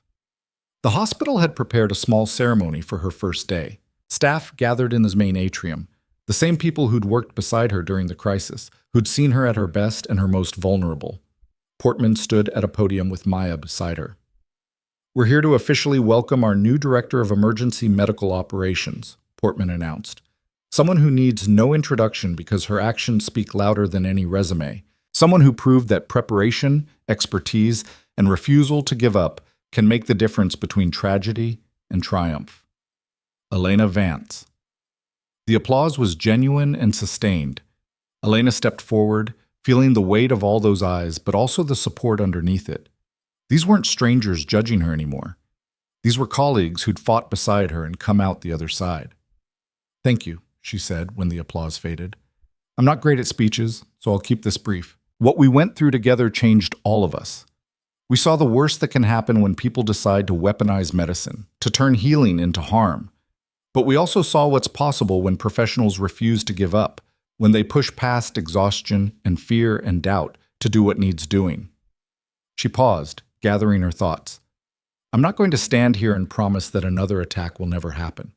I can't make that promise. What I can promise is that this hospital, this city, will be ready. We're going to train harder, prepare smarter, and build systems that mean when crisis comes, we're not scrambling to respond. We're executing a plan we've practiced until it's muscle memory." More applause.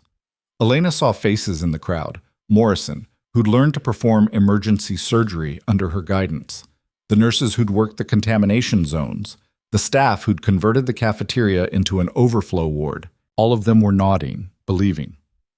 "I spent 3 years trying to be invisible," Elena continued, her voice stronger now. "Trying to hide what I was capable of because I thought being seen was dangerous. I was wrong. Being invisible meant I couldn't help people the way I was trained to. It meant limiting myself to avoid standing out.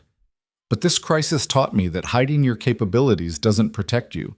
It just means you can't use them when they're needed most." But she looked directly at the cameras recording the ceremony, because of course the media was there, documenting everything. "So I'm not hiding anymore. I'm Elena Vance. I served in military special operations. I've got training and experience that most people will never need and desperately hope they'll never use. And I'm going to use every bit of that training to make sure this hospital, this city, is prepared for whatever comes next. Not because I want attention or recognition, but because people deserve to have someone in their corner who knows how to fight for their survival." The applause this time was thunderous. Elena stepped back, letting Portman take over with the administrative details of her new role.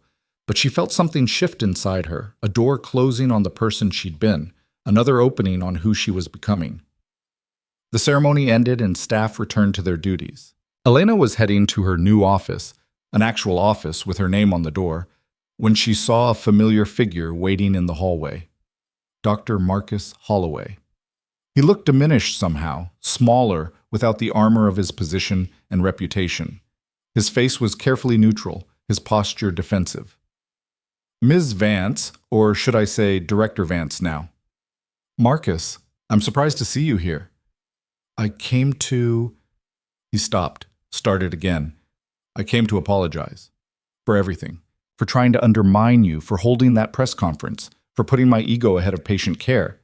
You were right about me. I was more concerned with protecting my reputation than doing my job, and it cost me everything."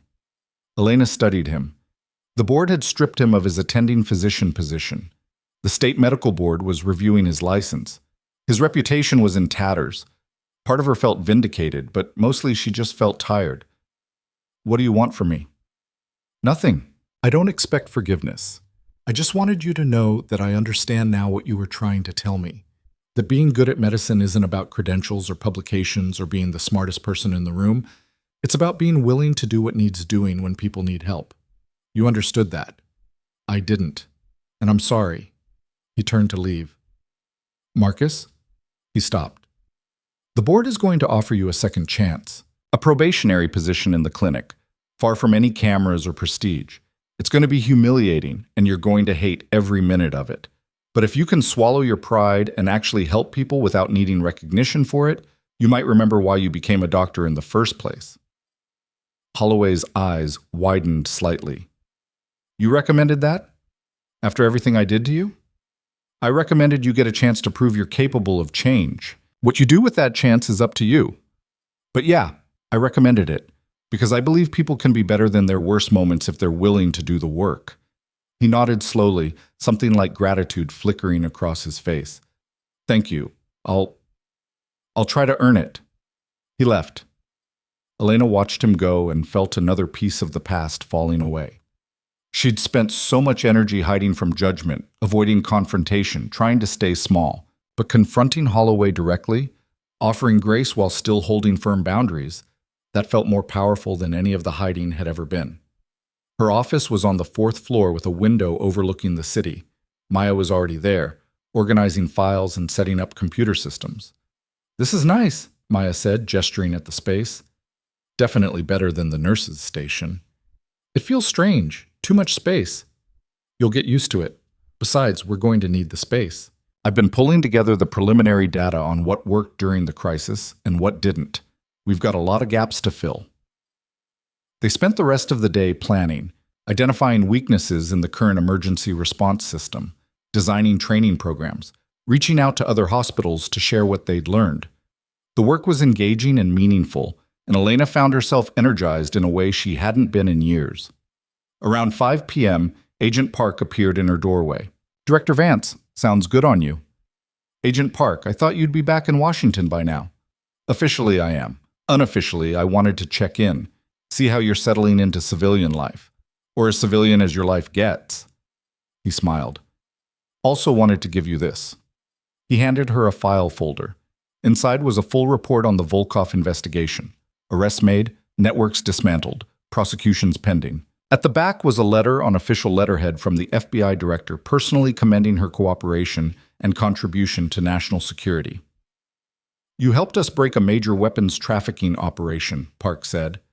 "Not just by being the target, your analysis of the surveillance patterns helped us identify Volkov's other assets. You did good work." "I didn't do anything except stay visible. Sometimes that's the hardest thing to do, especially for people trained to operate in shadows." Park shifted his weight. "I know the general reached out to you, tried to recruit you back into the program. For what it's worth, I think you made the right call staying here. The work you're doing, preparing civilian infrastructure for crisis response, it's going to save more lives in the long run than any classified operation." "You really believe that?" "I do, and I'll be keeping in touch. When we identify potential threats that might affect Crescent Bay, I'll make sure you get the intel you need to prepare. Unofficially, of course." "Of course." Park left. Elena sat at her new desk, looking at the commendation letter, feeling the strange duality of her existence. Part civilian administrator, part ghost from a world that officially didn't exist. But for the first time, those two parts didn't feel contradictory. They felt complementary. Different tools for the same purpose, keeping people safe. Over the next 3 months, Elena built the emergency operations program from the ground up. She brought in specialists to train staff on everything from chemical exposure to active shooter scenarios.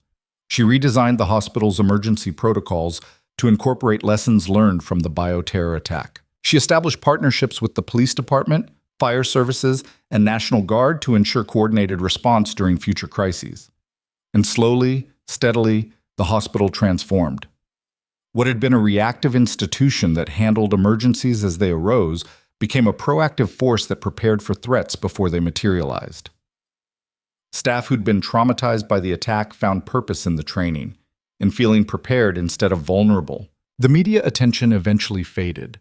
Elena's story became yesterday's news as the world moved on to fresh scandals and crises. But she found she didn't mind the return to relative obscurity. The work itself was satisfaction enough. 6 months after the attack, the city held a memorial service for those who'd died. Elena attended with Maya, Cross, and what felt like half of Crescent Bay. The mayor spoke about resilience and community. Families of the victims shared memories and tears. And at the end, they unveiled a monument, a simple granite wall with the names of the 137 people who hadn't survived. Elena stood looking at those names, feeling the weight of every life that ended and every life that continued. She'd saved hundreds. But these 137 she hadn't been able to reach in time, hadn't been able to pull back from death's edge. Their names would always be a reminder of the limits of even the best preparation, The harsh reality that you couldn't save everyone no matter how hard you tried. Cross appeared beside her. You can't carry them all. I know, doesn't make it easier. It's not supposed to be easy. The day it becomes easy is the day you've lost something important. He gestured toward the crowd. But look around. These people, the ones who survived, the ones who helped, the ones who rebuilt, they're here because of you. Because when it mattered most, you refused to let fear or protocol or self-preservation stop you from doing what needed doing. Elena looked at the crowd and saw faces she recognized. Sarah Drummond with her family, walking with a slight limp, but walking. Miguel Santos in a wheelchair, his recovery ongoing, but his smile genuine. Doctor Morrison talking with other young physicians, sharing what he'd learned. Maya coordinating with hospital staff, even during the memorial, always working to be ready for next time. You did good, Cross said quietly. You're still doing good. Don't forget that when the names on that wall feel overwhelming. The memorial ended with a moment of silence. Elena stood with the crowd, head bowed, and made a silent promise to the names on the wall.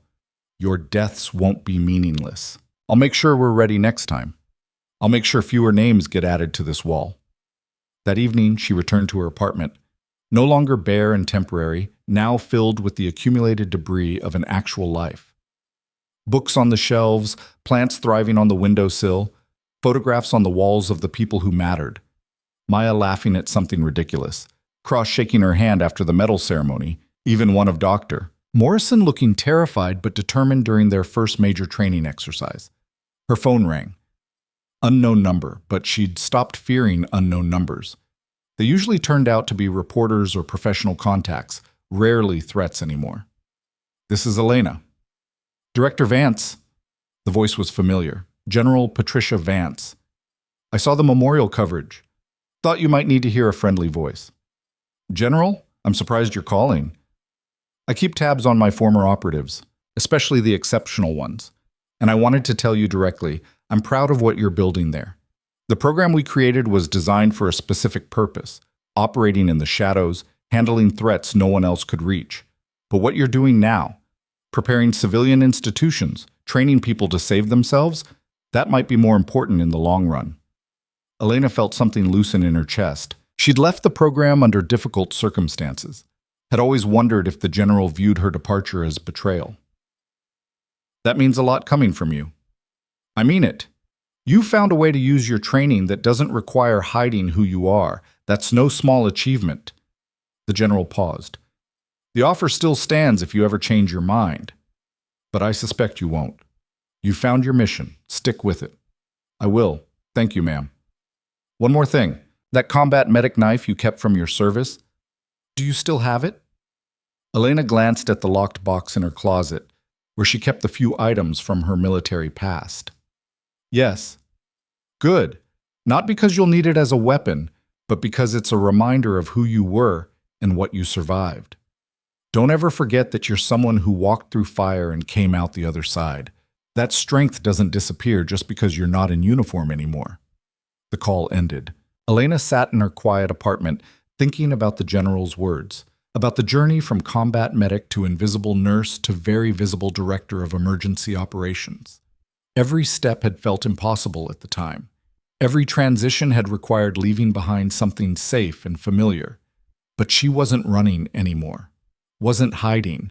She'd found a place where her past and her present could coexist, where the skills she'd learned in war could serve a purpose in peace. The next morning, Elena arrived at the hospital to find a package waiting in her office.